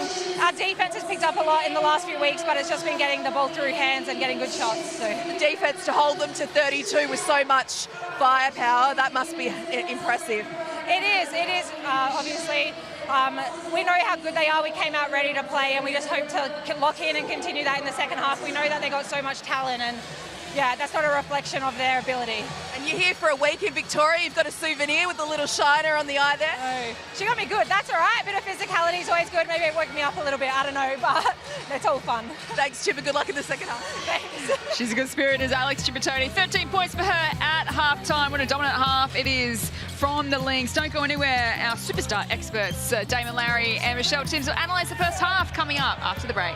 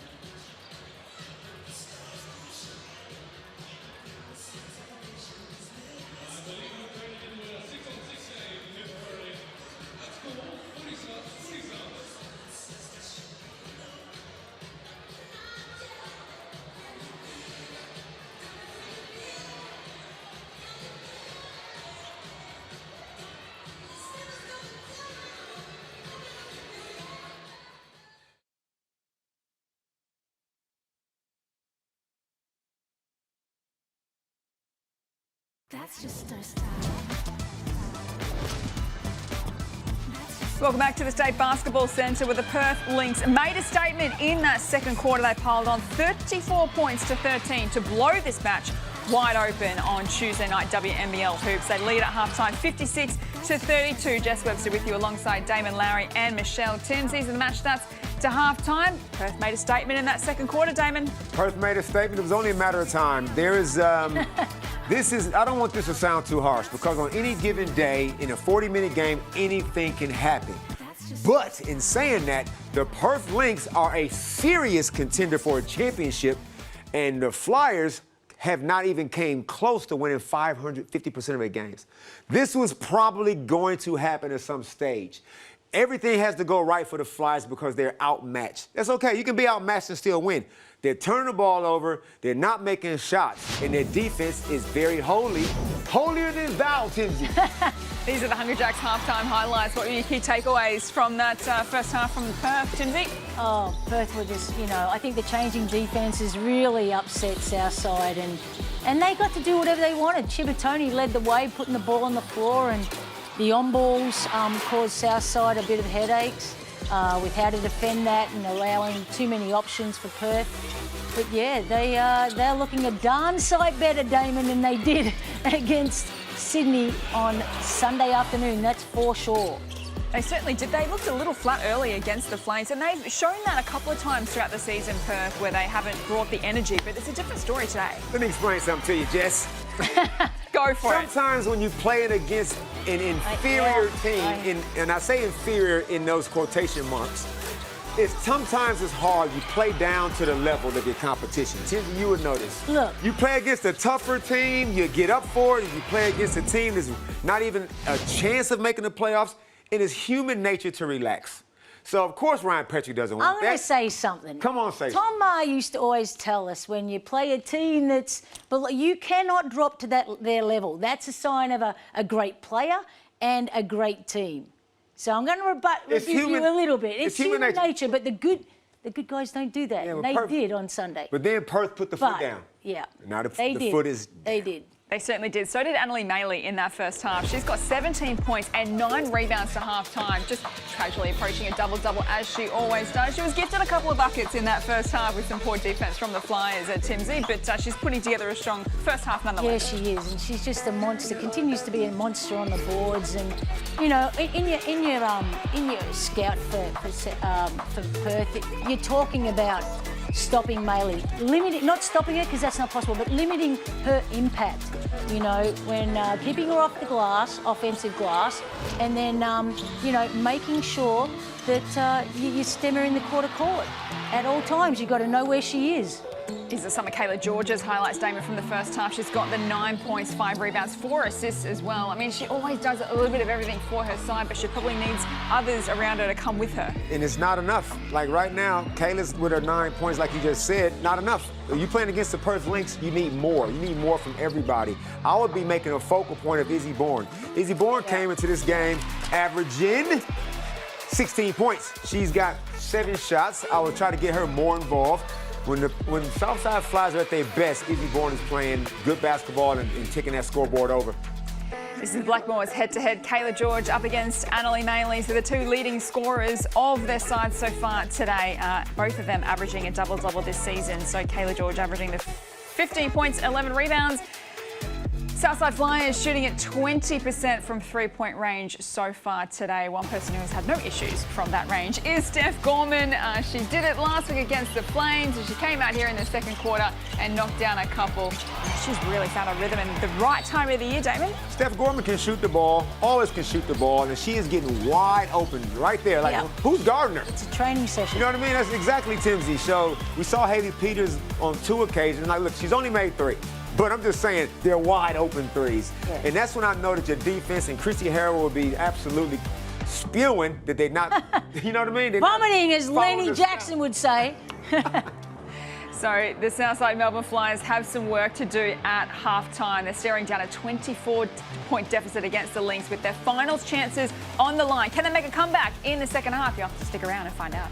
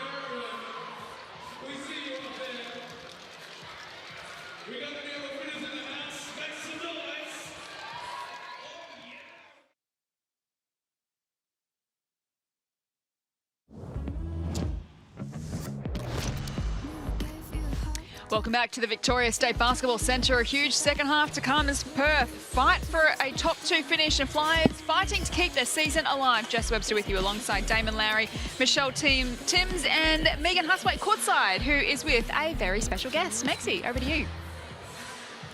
I sure am. I'm with Australian songstress Dallas Frasca. And Dallas, how are you enjoying the WNBL action here tonight on this very hot Melbourne evening? It is pretty hot, but in here is beautiful. I'm feeling the energy in here.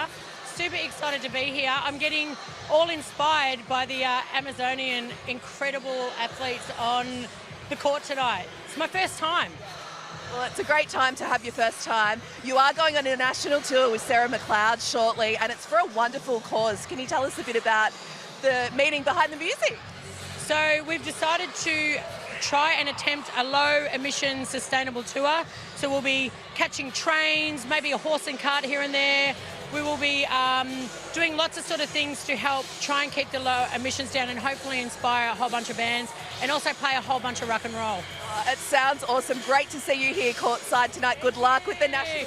Thank you so much. See you out there. Just an injury update on Han Shu. She had some treatment to her lower back at half-time, but Perth unlikely to risk her in this second half given they've got a massive game in Bendigo on Sunday, so we may or may not see her in the second half. But the good news is just a bit of soreness, which was what sidelined her on Sunday.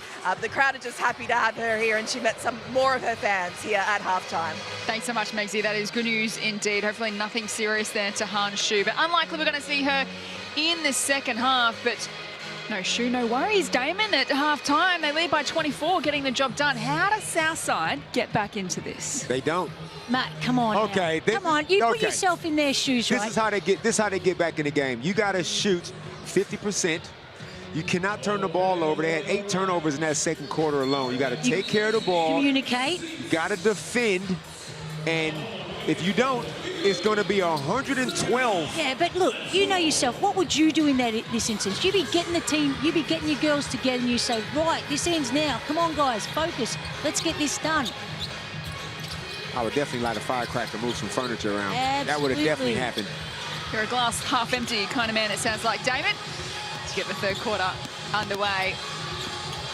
Gorman provided some highlights in that first half as she gets another bucket here. Take her tally to 11 points. It's not just outside. Now, Steph starts the third quarter. And it's just, again, turnover. This is the first possession of the third quarter. You turn the ball over. Yeah. Christy Harrell, I just don't. I feel bad for her.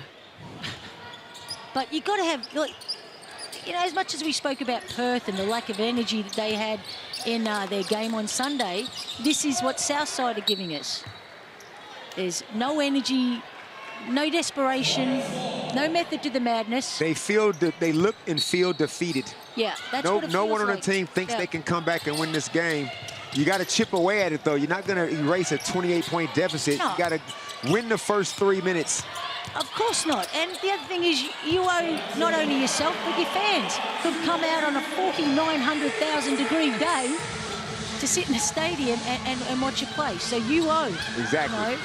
And that's why you got to start, you know, play, not start, but play with heart and intent. See what they can do on the defensive end as Gorman misfires. For 3, Bourne takes it, running downhill off the left for 2. Nice play from Izzy Bourne. Hopefully that gets Izzy Bourne going, because the Southside Flyers, if they don't have Izzy Bourne firing, they don't have enough. And she is just too important on the offensive end for this team. First fly to double digits, takes the tally to 10. Kayla George on the 9. It's Morris in the corner for the Lynx. Has Jemiah made any three-pointers in her life? No. In her life? She's not, well, maybe, but she's not a this three-point season. shooter.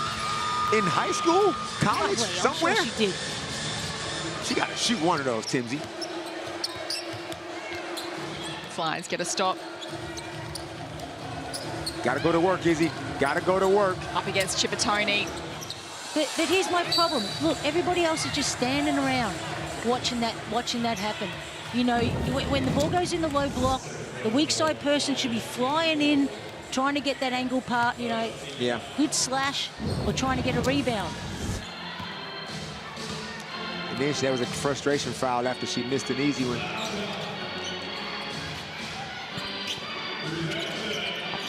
Chibatoni hands it to Wilson. Oh, Morris wasn't ready for it. It's cleaned up by Chibatoni. Alex trying to get around Rochi. Sends it into the corner for Gorman. And why not in the form? She's on! You can't, come on. Christy Harrow is like, Like, what? hands out, going, what are we doing? Terron Reed got sucked into the key and left a wide open Steph Gorman, who's just, that's just undisciplined defense. And Steph made her pay the price. Bourne looking for options, gives it to Rochi. Shot clock down to 4. George to Bourne. She lets it fly from outside the arc and is off target. 19%, 18% from three-point range, the Flyers tonight, 3 of 17.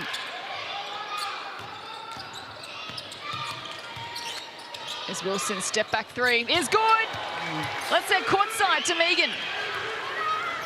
It's a hot night to be on an exercise bike, but when you've got 3 first half fouls, that is the lot for Amy Atwell, who's been on the bike to start the second half. But given the margin, they've done it with Amy Atwell playing just over 5 minutes and Hanshu playing 10. It's quite remarkable stuff. It really is, Megsy. Yeah, their bench has been really good for them. And they're starting, I mean, all season, but especially on Sunday, they really stepped up. Morris and Gorman. It has to give you confidence at this time of the year, doesn't it, Tim? Great. It's great knowing you can go to your bench. I mean, I guess it's nothing new, but with Hanshu out, gave Morris a big opportunity to. And then with Atwell and Wilson not having such a great game, he went to the bench early. Beautiful move from Rochi. They'll probably go small because the sub coming in looks like could be Carol Wake checking in. As Annalise tees up, gets another one to go. Yeah. You have to have a short memory. The next shot is going in. That's the only one you worry about. Yeah, and it's important for Maley to start nailing those and really not letting teams just sit down and clog up the middle of the key on her. Perth make a number of changes. Morris checks out of the game. Annalie Maley, 20 points and 11 rebounds. Another fine performance.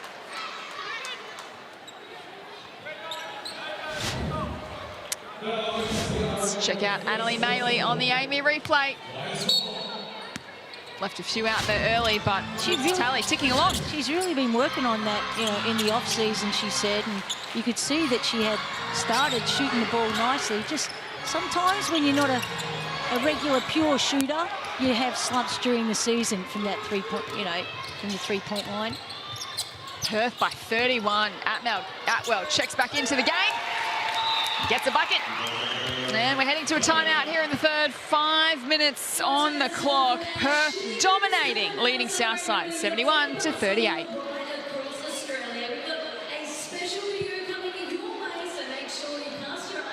So, Timsy, as we mentioned earlier, the Southside Melbourne Flyers, their win-loss record against the Big Three this season is not great. One win, that coming against Townsville in round 3 by 6 points. Since then, 7 consecutive losses against the Big Three. They're likely to play finals. Their run home is favourable. They've got Adelaide twice and the Cats once, but they do make the top 4 and then they come into the final series knowing that you're probably going to have 8 losses tonight and 1 win. It must play on your mind psychologically. Not at all. I think that they, look, first of all, they've got to get there. If they play like this, they're not going to beat Canberra. They might not beat Adelaide.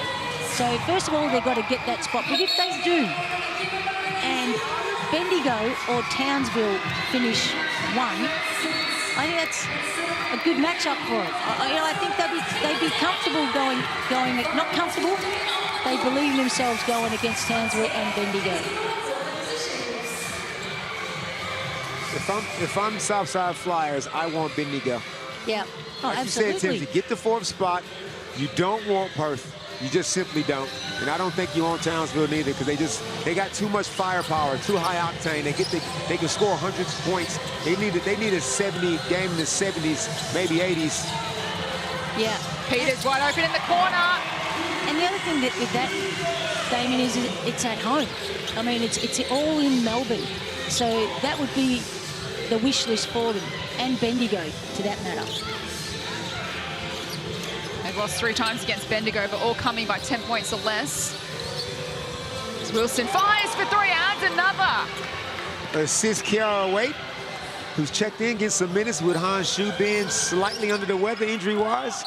Only 20 years old, getting some real good quality reps right here. Born up against weight. Can't get the bucket, the rebound to Maley. Oh, it was really great help by Wilson coming across to help out.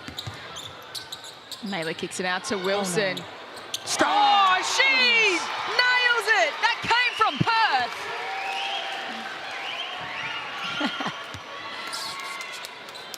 And that has silenced the crowd here at the State Basketball Centre. Yeah. 36 points is Perth's lead. Best point guard in the league with range. Rochi can't respond at the other end as Wilson takes it away. Caught Kiara, legal screen.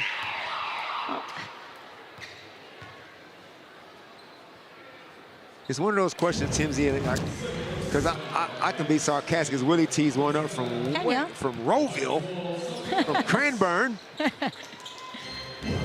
Let's head courtside to Megan. Well, Damon, you can speak to the incredible career turnaround of Ali Wilson better than anyone. At the start of the 21-22 season, she wasn't on a roster. She was a replacement player for the pregnant Leilani Mitchell at Bendigo. And how incredible is it to see what she's achieved on the world stage, but lighting it up in the WNBL. Yep, I remember that very well, Megs. Yep. She came at what? Oh, goodness. Come on, really? No way, Ali Wilson! Are you not entertained? Wow. When you're hot, you're hot. Yeah, yeah. And even the Southside fans will be happy watching this display from the other team. Just weapons. Yeah. You know what I love about Ali? Is her defense. When you go to swing the ball to the other side of the court and she's defending that win, that is an absolute you must back cut. You cannot stand there because she is a thief. Willie is one of those. Amy Atwell gets the mid-range to go. Ali Wilson, I'll put her on the best players in the world. She's an international defensive lockdown. Her offensive game has always been there. It was just her application. When she was younger, not quite as Maddie Rochi gets fouled going to. When she was kind of on the outs in the WNBL and she didn't quite know what was happening, I think it affected her passively on the offensive end. And as soon as, but you could always see that she could really go to work. Once she got her everything right, got into her head right, got into a good environment, this is the Ali Wilson we see now. And yeah. Opal player. 100%. Come a long way in a short time. Had a WNBL debut in 2010 for Adelaide, a couple of titles in Townsville and Sydney, 2014 Rookie of the Year. But 2022, Megan said she wasn't on a roster. That blew me away. Yeah. She wasn't in the shape that she's in now. Her body is transformed. Her mental is transformed. What? Oh, this is it! She knocks down another dagger from deep. Ali Wilson putting on a show. Incredible shooting. It's 44 degrees outside in Melbourne, and Willie is hotter than that. Well, I love that even the crowd were clapping for her. Like, she got a big roar then from the crowd. Perth have put 85 on the scoreboard with 2 minutes to play in the third. Just go for it, Ali. This time she penetrates, wants to hand it off and share the love. Kiara, wait to get it on the action, off target. I hope he doesn't sub her out the rest of the game. Yeah, heat check is still in effect. I can't imagine how frustrated she is right now. Yeah, one of the big things she's talked about all season was the lack of being physical and the lack of consistency. And, you know, she's mentioned many times as Potch does her thing that they're either really good at defense, but in the same game, then they're terrible at offense, or they're really good at offense, and in the same game, they're terrible at defense. But unfortunately, two worlds have collided tonight. What else can you do as coach in these situations, Timsy? It's just nothing's working. You've got the opposition team in incredible form. One player in particular shooting the lights out of it. What can you do as a coach? As we said, you know, as a coach, you've got to say, we've got to we're an entertainment industry. we've got to put something out here right now for the fans in here at the very least. You know, play with some pride. Damon, what would you be saying? Because I'm sure she said it all, and she said it all. She said it all, and I'm going to let training do the talking. I've got nothing else to say as coach. I'm looking at you. Amy Atwell gets an and one. I'm just looking at you and going, well, I see you training, and don't expect to see any basketballs there too. Yeah. And don't anybody start you're going getting old school on this. Oh yeah, I'm going to attack your body now. And don't go getting all sensitive neither, because you've dished this up. Well, still plenty more basketball to be played this WNBL season, so don't miss your chance to catch a game live. It's the perfect family day out, packed with energy, atmosphere, and unforgettable moments. There's nothing like being in the crowd and part of the action, so scan the QR code on your screen now or head to WNBL.com.au to get your tickets. I think the other thing too is that you're a brand, you know? You got to make sure that you fight to the end. Kayla George spoke about pre-game about how excited she was to play on a home floor again after a few weeks away. So the home fans have been waiting to see their team in action as well. Yeah, they hadn't been there since January the 3rd. And they'd taken a game to the zoo, but other than that, they were looking forward to this game. Offensive foul. When things aren't going your way, Damon, they're not going your way. Tough angle too from that sideline. I mean, I get Maddie's frustration, but there's about 20 other things I'd be more frustrated about than that call. Perth 87, Flyers 48. Final few seconds here of the third quarter has belonged to Ali Wilson. Hands it off to Graham on this occasion, off the glass for 2. 89 points to three-quarter time. 41 points to difference. Rochi carves her way through the defense, but it's a travel and a turnover. I said Timsy they was going to get 112. I think I might have underestimated him. This Perth team. Well, and hot hand out. Power. Yeah. So as we turn for home here at the State Basketball Centre, a dominant quarter to that woman on screen, Ali Wilson, and the Perth Lynx, and they head into three-quarter time with a massive 89-48 lead. One more final quarter to come. Stay with us. We've got it coming up after the break.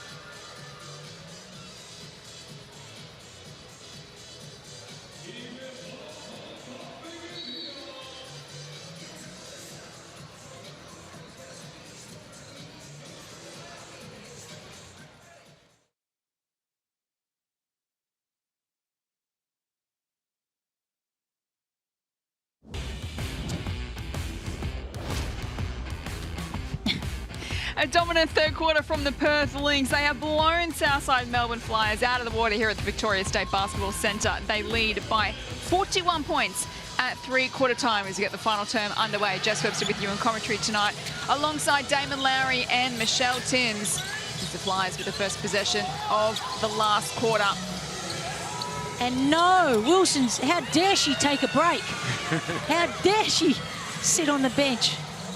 Megan Husband, our courtside reporter, was at the Perth huddle at 3/4 time. Megan, they must be incredibly pleased with their performance tonight. Yes, and one number pleased Ryan Petrick most, and that was 48, the number that they've been able to hold Southside to in the first 3 quarters. He said we shot the Mickey Mouse out of it in that 3rd quarter, but at the other end, that was elite defense. They held the Flyers to 16 points in that 3rd quarter and put 43 points of their own on the board. Ali Wilson, the absolute star of that 3rd quarter. He's at well for mid-range too. You know she hasn't attempted a field goal. I mean, as anything but 3-pointers, just 3-pointers. As Gorman. Wide open once again. They call her wide open Gorman. Knocking down triples. Ali Wilson, 21 points, 7 assists, 0 turnovers. 6 of 9 from the 3-point line. I'm gonna say it one last time. She's the best point guard in Australia. Certainly proving it tonight. Here's Steph Gorman on the Amy replay. But here's the thing though, Timsy. Southside Flyers are not putting up a fight. It's too easy, right? Yeah. This is not playoff basketball. Perth can feel good about this performance. Always good to get a win on the road. But the real action is in Bendigo and in Townsville. Oh, yeah. That's where the real action is. Bowyer couldn't convert. Both those games are going to be hot, with the Bendigo one coming up first. Can't wait for that one this weekend. Yeah, a lot for the Flyers to prove. Bowyer to Peters. They go through Andrews, now they go to Potch. 1-on-1, gets it done against Atwell. Good seal. Good job by Manny Potts. Had Amy Atwell on her. So Bowyer, Locke, Andrews, Potch, Peters to start the final term for the Flyers. Gorman, Chivatoni, Graham, Morris and Atwell in the action for the Lynx.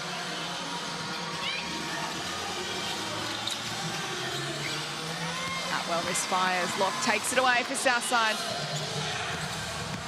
Well, there's that change of speed. Nice job, Locke. Goes all the way herself. That's a confidence booster for the Flyers. So they've come out here in the last quarter. Put a couple of buckets in a row on the board. Let's take another look. There's that acceleration. From Nia Locke. What excites you the most about her? Oh, her athleticism. Just a flat out of athleticism. She brings great energy. Damon, do you think that was a nervous timeout by Ryan Petrick? Worried about the comeback? He's like, what time is our flight? Hopefully there's no traffic. They're not going anywhere. We don't want to be late. There's Han Shu with the ice on. Yeah, a little precautionary measure for Han. He doesn't want bad habits to creep in, because these are the hardest games to play. What do you know about Reebok and Angel Reese, Jess? Spit it out. I know plenty, Damon. Let me tell you. She's a WNBL superstar. She's coming to Australia, and the WNBL is giving you a shot at winning an all-expenses-paid trip to an exclusive meet and greet during her visit in Melbourne, plus a $500 Reebok voucher. Flights, accommodation, unforgettable access. It is all covered. So scan the QR code on your screen to enter now. That is a prize worth entering. Are you putting in for it, Damon? You gonna enter? Actually, I know some people that know some people. I might not need to. Oh, that's a I don't want to be too big time. Hey, maybe Angel Reese can come and play for Southside Flyers next year. Maybe. That'd be a good get. Annalie Maley's on the floor. I'm not playing none of my starters if I'm Ryan. 20 points and 13 rebounds, Tronelli Maley. Wilson's back out onto the floor. So is Chivatoni. Bounces off the rim. He might let him play until like the 5-minute mark, Timsy, because you don't want bad habits to creep in. Yeah. You obviously don't want anybody to, tweak an ankle or do something silly. Let's head to Megan courtside, who was around the Southside huddle at that last timeout. Megan, what were the key messages as they're staring down a 38-point deficit? Well, it was all about the margin and percentage for Perth, because Perth are playing for it. And you might wonder what I'm talking about, but percentage on the ladder matters for the first time this season. So this game mightn't be against a Townsville or Bendigo opponent for Perth, but the percentage will mean a hell of a lot. Christy Harrow wants her team to do the little things in this final term, and Nia Locke has gone to the woman with the hot hand, Ali Wilson. And face guarding her, as you would. And the other thing you do is attack her down the other end. Get her in. It's a bit late now, but get her in foul trouble. Shout out to this crowd though, Jess. They've hung around. I mean, this is a Southside home game, and their team's getting thumped, and they're all still there enjoying the show. And the air conditioning. And the air. Oh, okay. You had to go there. You had to sell it short. It's getting cooler. It's dropped to 38 degrees. As Maley from the corner knocks down a triple. She's leading the way with 23 points tonight. I know we've mentioned it. That's so good for Maley's confidence. Yeah. She needs to do that. Yeah. I mean, every shooting is confidence. Everybody, we've all been there. Well, you probably haven't been there that much, but average shooters have been there where some days you just can't make a shot. But you have to still back yourself and trust the work that you put in. Yeah, and the thing with Annalise, she's going to have nights or games like that because she probably doesn't have the thousands and thousands and thousands and thousands of reps that you or I might have. Here goes Maley. And so the consistency is not quite there game in, game out just yet, but she's shooting it really well this season for what she was. Speed from Locke. Peters misfires. Sorry, Jess. And she can still dominate a game without making a three. Of course. Perth 97, Flyers 59. Perth will finish off their season against Bendigo and Sydney in their final two games. Oh, blocked by Poch. Manny said you thought it was sweet. And Locke on transition. Can't get it to go, but here's Poch. The defense at one end and the big triple at the other. I'm sorry, but she's a crowd favourite, and I know the crowd finally had something to give a real good shout about. Absolutely they did. Manny Poch is a highlights reel. Timeout on the floor here in the last. That's pride right there. That's defensive pride. Yes, we're getting our butts kicked, but I'm not giving up a layup. And while you down there on the floor, I'm going to run the floor the other end. Good vision by Nia Locke. Cash from the wing. That's what the crowd came to see. A fan favourite here for the Southside Melbourne Flyers is Manny Poch. So Perth in the fight for the top two, and this is Southside's run home. So a couple of matches against Adelaide, and we're circling that one against the Caps. That'll be huge in the fight for fourth. You're pretty confident they're going to make fourth, Damon? I have zero confidence. Why would I be confident? I've seen nothing that would make me confident. Now, in saying that, they will have some pride and will bounce back, hopefully.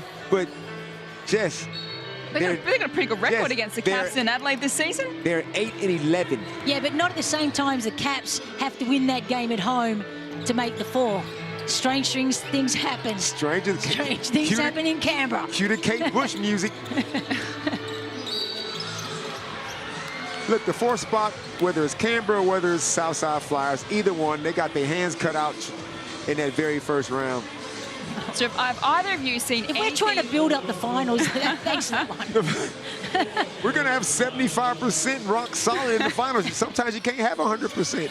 But let's talk about the big three. Either of you seen anything from Perth, Bendigo, Townsville this round that makes you think, I know, Timsy, you went Bendigo are your favourites to win it? Yeah. Damon, have you seen anything from the others to suggest? I mean, Perth tonight, you've been hot on Townsville, saying they're a championship contender. It is going to be the best semifinal series between those top three teams. Whoever wins it is going to be versus three is going to be on. That's crazy. Well, let's head courtside to Megan and ask the same question. Megsy, who's your championship favourite? We've got Bendigo, Townsville, maybe Perth. Who are you going with at this stage of the season? Hey, Jess, there's just not enough time for me to talk about it because I've got to talk about my cross, so I'm going to let that one go through to the keeper. But what a month it's been for the Poch sisters. Nadio's scored in double figures for 7 straight games. Manny's up to 14 points here. I spoke to Nards today. You can read that on the ESPN website tomorrow. But she said she actually takes so much confidence out of the confidence that her younger sister plays with. And isn't it great to see them both shining in the league? Oh, it certainly is, Megsy. One of the things we've loved about WNBL26. The emergence of some of our young stars. Perth have put 100 on the board with 4 minutes to go in the fourth quarter. Oh, one of those sisters are going to be unhappy All right, in the Alex. second last round. Yeah. So yeah, oh yeah. Sorry, Timsy. Now it's time to get Willie out, Chibba out, Maley, sit down. Yeah. Sit down. 23 points for Annalie Maley tonight. 21 to Ali Wilson, 20 to Alex Chivatoni. I think they've earned their rest. Sit down. 64 points between those three. Lyra Fotu got her first bucket last week. Yeah, she did. And the bench erupted. I need another bucket out of you, Fotu. Less than 4 minutes to do it. Rochi hands it off to Marissa. Oh! Goes for the 3-ball and nails it. Great move. That is an Amy replay-worthy move. And McKenna has not been playing a whole lot this game, much this season, to be honest, and she's capable of that. That is a nice bag work. Okay, Fotu! She gets her second bucket. Her first last week. That is so good. We love to see these little moments. Marissa, back-to-back triples. She's playing for some playing time, Timsy. She's the import, don't forget. Mate, when you're a bench player, you got to get out there, and every opportunity you get, you're playing for the team, but for more minutes the next game. Wait, overshoots it, goes out of play, and it will stay with Perth. And Lyra was wide open on the wing, too. They missed her. Ali Wilson checks out of the game. What a performance we've seen from her tonight, that third quarter in particular. Fotu to inbound, hands it to Maley. To Kiara Waite. Rattles out. The rebound to Peters. Almost stolen away by Maley. Go. Foul. Sub her out of the game. She don't need to be out there, Timsy. 23 points, 13 rebounds, 4 assists, 4 steals. You know she don't have a filter. She only knows one way. Wasn't much in that. I mean, it was a foul.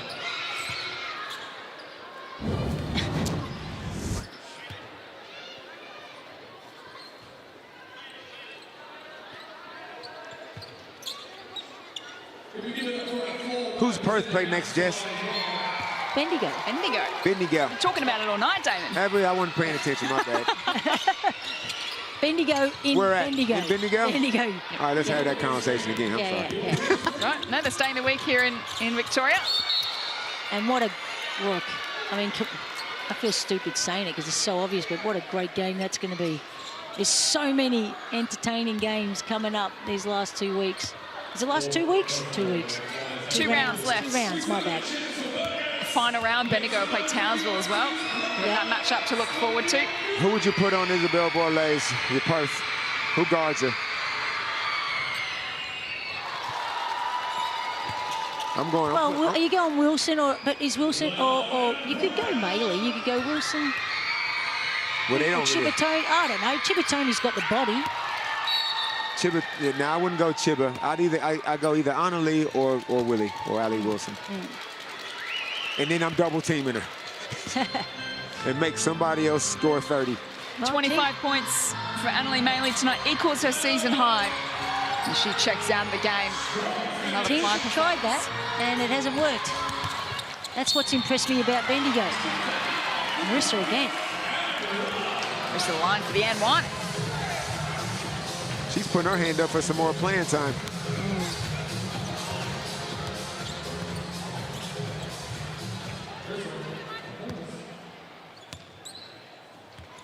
8 points so far, averages the 4 points this season. She stays on 8.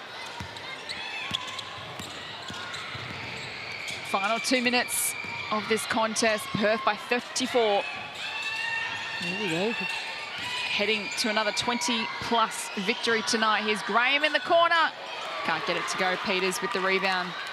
So they've had 4 wins by 20 or more points so far this season, Perth. This will be their 5th. Peters for 3. Bang!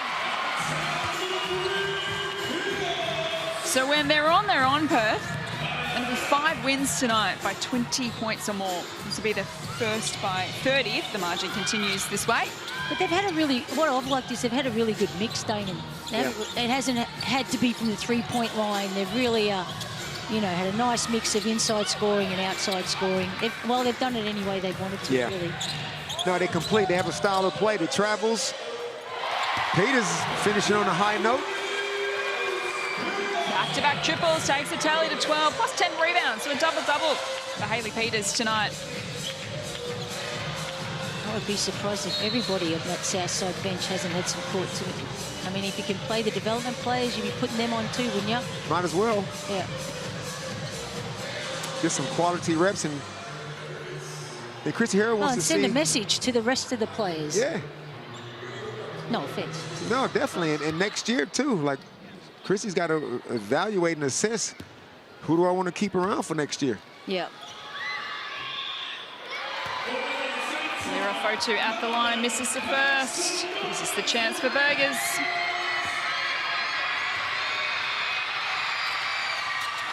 She denies the crowd. Here goes Rochi, handing it off to Andrews. Morris cleans it up and hands it off to Graham. Perth 105, Flyers 76. I like her speed. She just looks quick, you know. She gets around Rochi, does Fotu, runs into Potch. Way to attack the basket. She'll go to the line for a couple. I played against her dad, Sam Fotu. Oh, really? Yeah, lefty, shooter, Mount Gambier, Bendigo. Quick? Was Sam quick? He's listening. Not as quick as me, but he was stronger than me and could shoot better than me. And he's also a lefty, so good to see Alira following her dad's footsteps. Look at the bench, so excited for her too. I love that. Got a nice, not a bad stroke. Got her head up a bit late, a bit flat, but got her first career points on against the Flames. Yeah. Sunday, as we mentioned. Here's Potch for 3, and rattles out. Run. Oh. And into a brick wall there. Send Alira to the line again. She's a promising athlete, a dual sport athlete as well. Very handy Australian rules player, member of the AFL National Academy last year. Plays for Swan Districts. Just tell her that the AFL don't go to the Olympics. Tell her that little bit of information. She's got plenty of... Oh, look at the bench. Aren't you? So 2 points last week for Alira Fotu. She's got 6 here today. Great to see the bench get around their youngster. He's getting some time and getting some buckets. Marissa into the corner for Peters. Fotu applying the pressure. Peters drives aggressively. Will head to the line for the N1. Marissa has looked real sharp in this. I know this is officially junk time. It's junk time for everybody except players who don't play that much. To them, it's quality reps. But for imports and for veterans, this is junk time. But McKenna Marissa has looked very sharp. She's looked active, and I'm thinking that Christy Harrell might need to throw her. She's only averaging 16 minutes a game. She might want to look at, in the future, some little bit more playing time if that backcourt is not quite as productive as what it normally is. You've got to remember that she's on there and it's junk time, right? You know, so don't get too carried away, Tony. I'm trying to get carried away, Timsy, about something. You've been holding out on us. I'm trying to. Well, here she is again. Pull. She did. Oh, no good. Morris with the rebound, hands it off to Fotu. Final 10 seconds. Start the bus. Well, she's still Here goes coaching. Atwell. For the exclamation mark. No. She's fouled. Coach Harrow was up there screaming, try and get this last on-ball action in defense correct. Amy Atwell spent some time earlier in the match in foul trouble.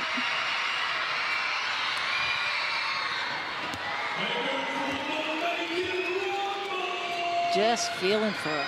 Amy's proof that you can shoot bad and play good. You don't always need to knock all your threes down. She still contributes, and she stretches the D just with being a threat to score. Yeah, she does, but they need her to be, I think, having said that, and I'm going to rebuke you, but having said that, they need her to score from the perimeter as well come finals. What an impressive performance from the Perth Lynx tonight. They take down the Southside Melbourne Flyers 111 to 79, and they came just 2 points short, Perth, of the highest individual team score so far this season, which was set by the Flyers, which was 113. But what an impressive victory it was. They led by 3 points at quarter time, but they blew it open in those middle quarters.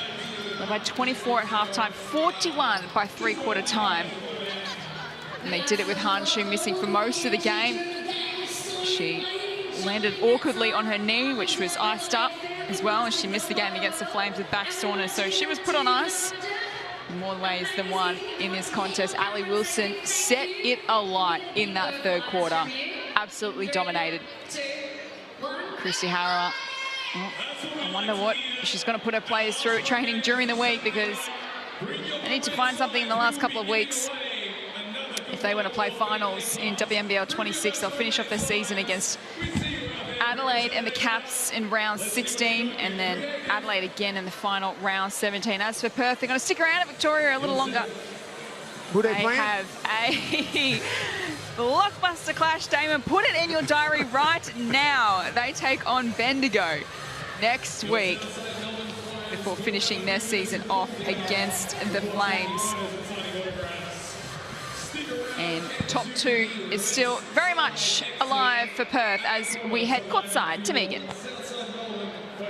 Annalee Mayley, you must be one very proud co-captain tonight. What did you say to your team after that emphatic performance?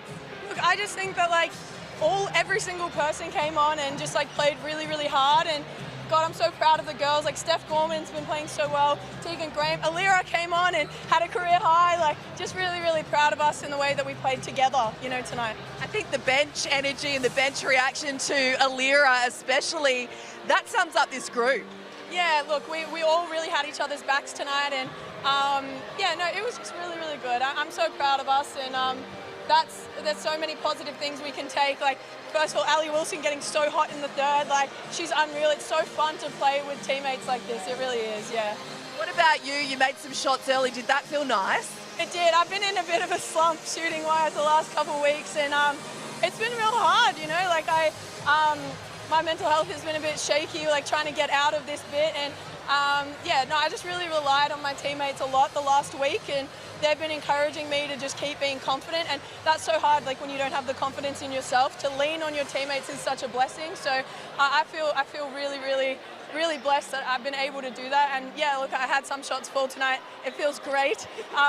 But, I'm sure I'm going to have other games where my shots don't fall. But the fact is that, these girls have my back no matter how many times the ball goes in the hoop. It's a really special thing that I've been able to, be a part of, yeah.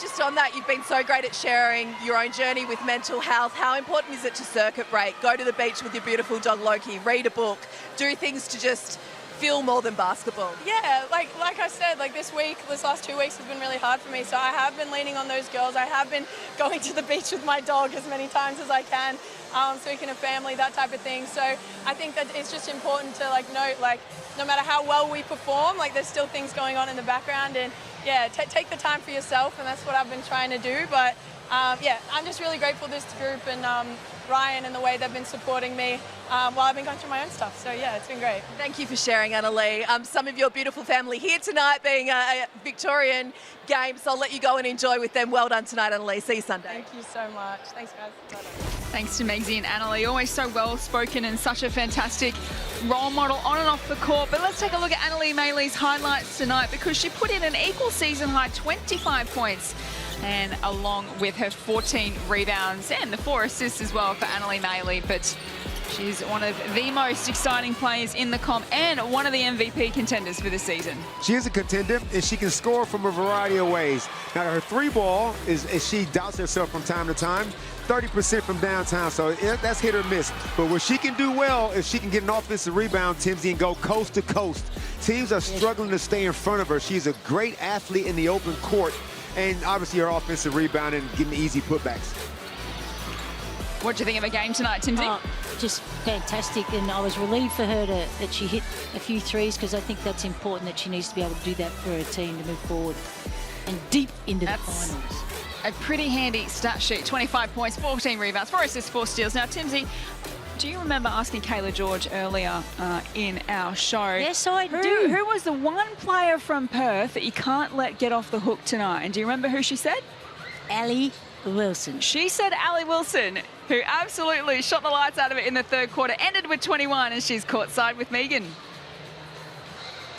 The only thing, cooler than Allie Wilson today is the Melbourne weather. You're making 44 in Melbourne look a bit chilly, Allie. That was incredible. How happy were you, I guess, overall to get such an emphatic win? Yeah, it was a great team win for us. I think it starts on the defensive end, and we were flying around defensively, and then the offense just comes a little bit easier. So that's a great win for us, and yeah, we'll take that any day of the week. Can you talk us through what's going on, what you're thinking, if you're thinking anything, what you're feeling when you're on one like that?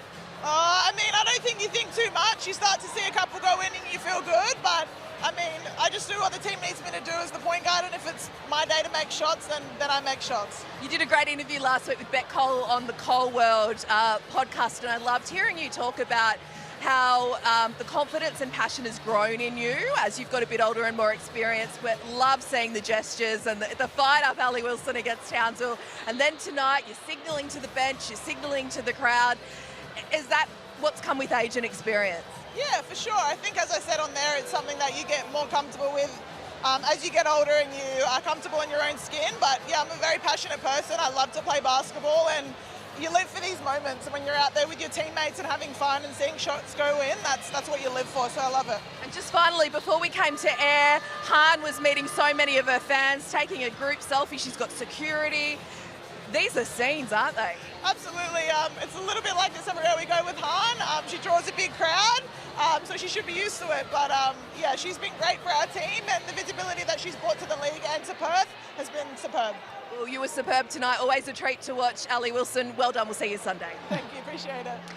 6 field goals for Allie Wilson today, 6 outside the arc, 6 from 9. She shot from three-point range at 66%. What an incredible player she was, and just took it up a level in that third quarter. She's special. She's simply just special. Like she says, she plays with passion, plays with fire, plays with poise. She can get anywhere she wants to on the floor. She can defend. I feel like she's a complete package. And you already know, I've already said it. I'm not going to say it again. Say it again, Damon. All right, she's the best point guard in Australia. But yes, but she's in a style, Timsy, that suits her. If she was playing on any other team in the league, it wouldn't be quite the same. But Ryan Petrick's system really suits her game. Sure does. Sure does. One of the highlights tonight was the late emergence from Alira Fotu. She scored her first career points against the Flames, and she put 6 on the board tonight and got herself a career high. And she is also standing by with Megan Huswaite. Oh, Alira Fotu, I think you're a bit more nervous about your first broadcast interview than getting on the court and having your first points. Are you more comfortable with the ball in hand? I'm definitely more comfortable with the ball in hand than doing this right now. So. You're doing great, sweetie, as the great Chris Jenner would say. Now the bench got around you tonight. How awesome is it to feel that support from your teammates? I mean, it's great. It gives me the confidence that I need when I go out there, knowing that they have my back when I come back off.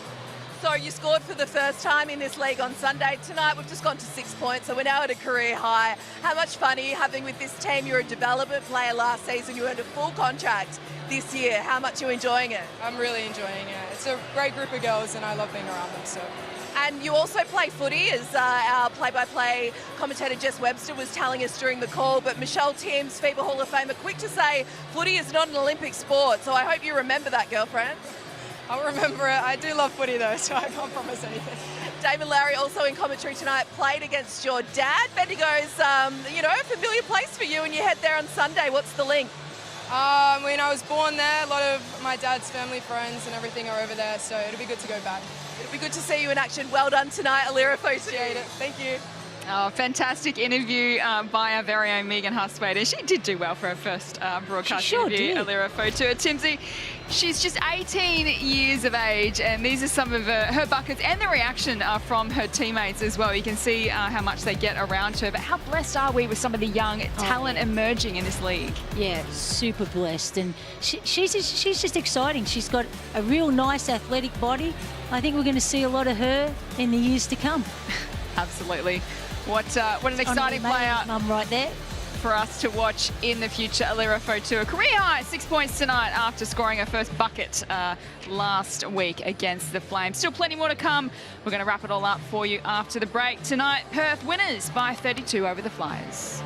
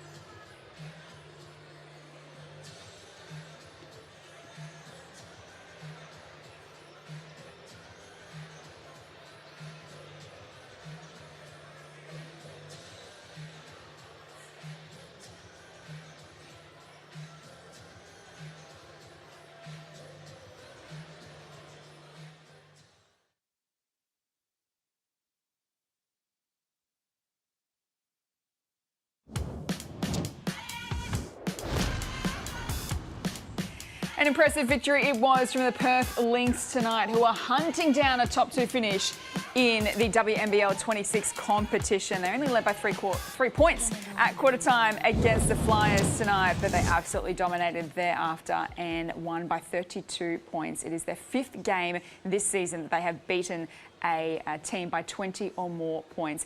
And on the W show a little earlier tonight, our very own legend Michelle Timms asked Kayla George who was the one player in the Perth Lynx roster that they didn't want to let off the handle this game, and this is what Kayla had to say. Oh, the most dangerous Perth player tonight, I think, would be Ali Wilson. I mean that because she will rip your heart out.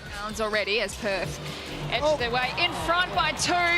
Here's a turnover. So unfortunately, Kayla George's worst nightmare came true tonight. Ali Wilson ended with a massive game, 6 from 9 from the three-point range and a couple of free throws as well. In that third quarter in particular, she absolutely went berserk. What a player, what a performance. And I wonder what Kayla George is thinking right now, Timsy. She's thinking she's going to be a great coach one day. Some of these reactions are amazing. I loved her post-game interview with Megan as well, talking about, you know, bringing her energy, and you can see her signaling 3 to the bench when she starts knocking them down. And we spoke about the evolution of her career as well, starting so brightly and then finding herself off a roster as well at one point. To come back, and as you keep saying, Damon, the best point guard in the country, it really is a fantastic story. Only took 9 shots for the game. That's all she needed. We look at her 4-shot chart, 6 of 9, all triples. Didn't have to go inside the key, but guess what? You know she can. She's quick, she's strong, she's aggressive. Look, she's going to hurt you in some kind of way. You're going to get hurt by Ali Wilson. You don't know what it's going to be on any given night. Weapons around her. If Amy Atwell was shooting the ball well, there might be a whole bunch of assists. But look, either way, just a complete point guard, got a great team and a great system. You also said on the W Show, Timsy, the Bendigo are your championship favourites. Perth play them next Sunday night, 6:30. Yep. How do you see that match playing out? Are you nervous for Bendigo? Well, a lot better than I thought it was after the Sunday Perth side I watched. But yeah, it's going to be great. You know, it's another one that we've sent Damon a text, a calendar invite. He knows what night it's on. It's definitely Sunday, right? It's definitely. So it's going to be great. I can't wait to see that one. That's going to maybe be a bit of an insight into the what lays ahead. Absolutely. Well, let's head into the Flyers camp because Megan Hustwaite has caught up with Maddie Rocci. Well, Maddie Rocci, co-captain of the Flyers, thanks for your time after a tough loss. I guess, what is your initial reaction? Yeah, that's definitely not how we want to play the game of basketball, and I think that's super disappointing. Yeah, we came out, we started well, and then we got on the back foot and we let Perth dictate the game a lot. I mean, they're a great team, they're where they are for a reason, and we really need to start to put 4 quarters of basketball together and be able to defend the three-point line to make that finals run.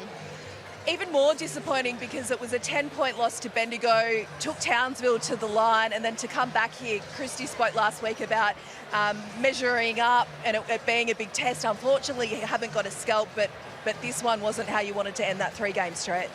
No, definitely not. I think it hurts. I mean, the Townsville game hurt a lot as well because we were right there. I feel like there's been so many games this season where we've been right there with a lot of the teams, but I think for us, yeah, it's super disappointing, but we've got 3 games to go in the season, and obviously we know it's a tight race for that 4th spot, so we need to do everything we can. These next 3 games for us are massive. We're coming up against Adelaide twice and then Canberra, and we know that when we go and play in those states that it's going to be a war, and we just got to bring our A game, especially on Saturday against Adelaide, and hopefully get those 2 wins so that we can set ourselves up for 4th spot. You're co-captain, one of the long-time leaders of this group. Do you as leaders, get the group together, have a chat? Do you try and circuit break something a bit different off the back of something like this heading into Adelaide? Yeah, I mean, we just got to stay together as a group. I think that's one thing that after a loss you really have to do. We can't part ways and we can't go pointing fingers, because at the end of the day, a game of basketball is by the whole team and a game's won by everybody on the floor. So we can't separate, we can't do those things. I think that we've got to go back to training this week. We've got to work on those little things, and it's definitely going to be our defensive end. Like, we have the scoring power, we have the talent, we have all the offense in place, but it's going to be about digging deep on defense, and that's definitely going to get those wins the next couple of games. Thanks so much for your time, Maddie. Really big thing to do after a performance like that, and wishing you all the best for your game against Adelaide. Thank you. So that's the insight there from Maddie Rocci after a tough loss against the Perth Lynx tonight. So they're still in the hunt for 4th position. They play Adelaide, the Cats, and then Adelaide to finish off their season. So they're right in the hunt for 4th. But Damon, they've got 1 win, 8 losses now against the Big 3. That has to stay in the minds of some of these Southside players, even if they do make finals. Correct. If they make the finals, they got to deal with that, some form of that.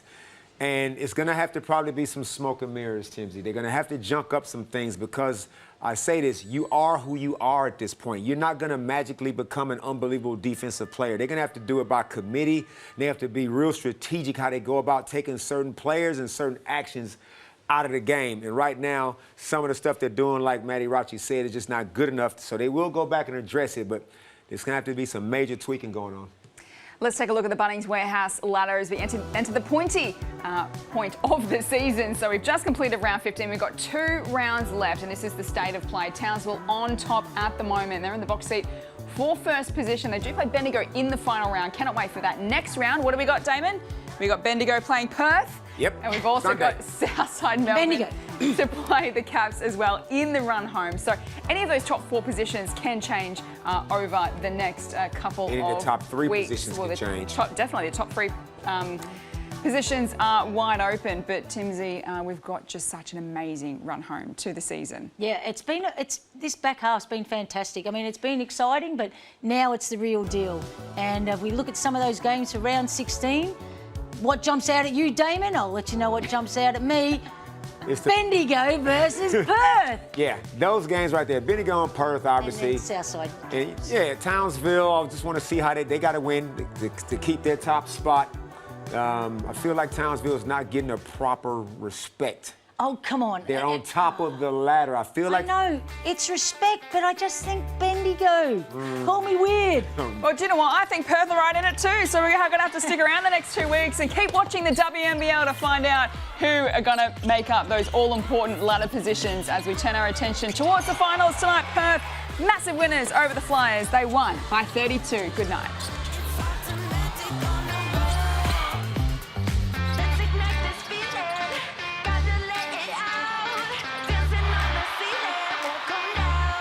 How about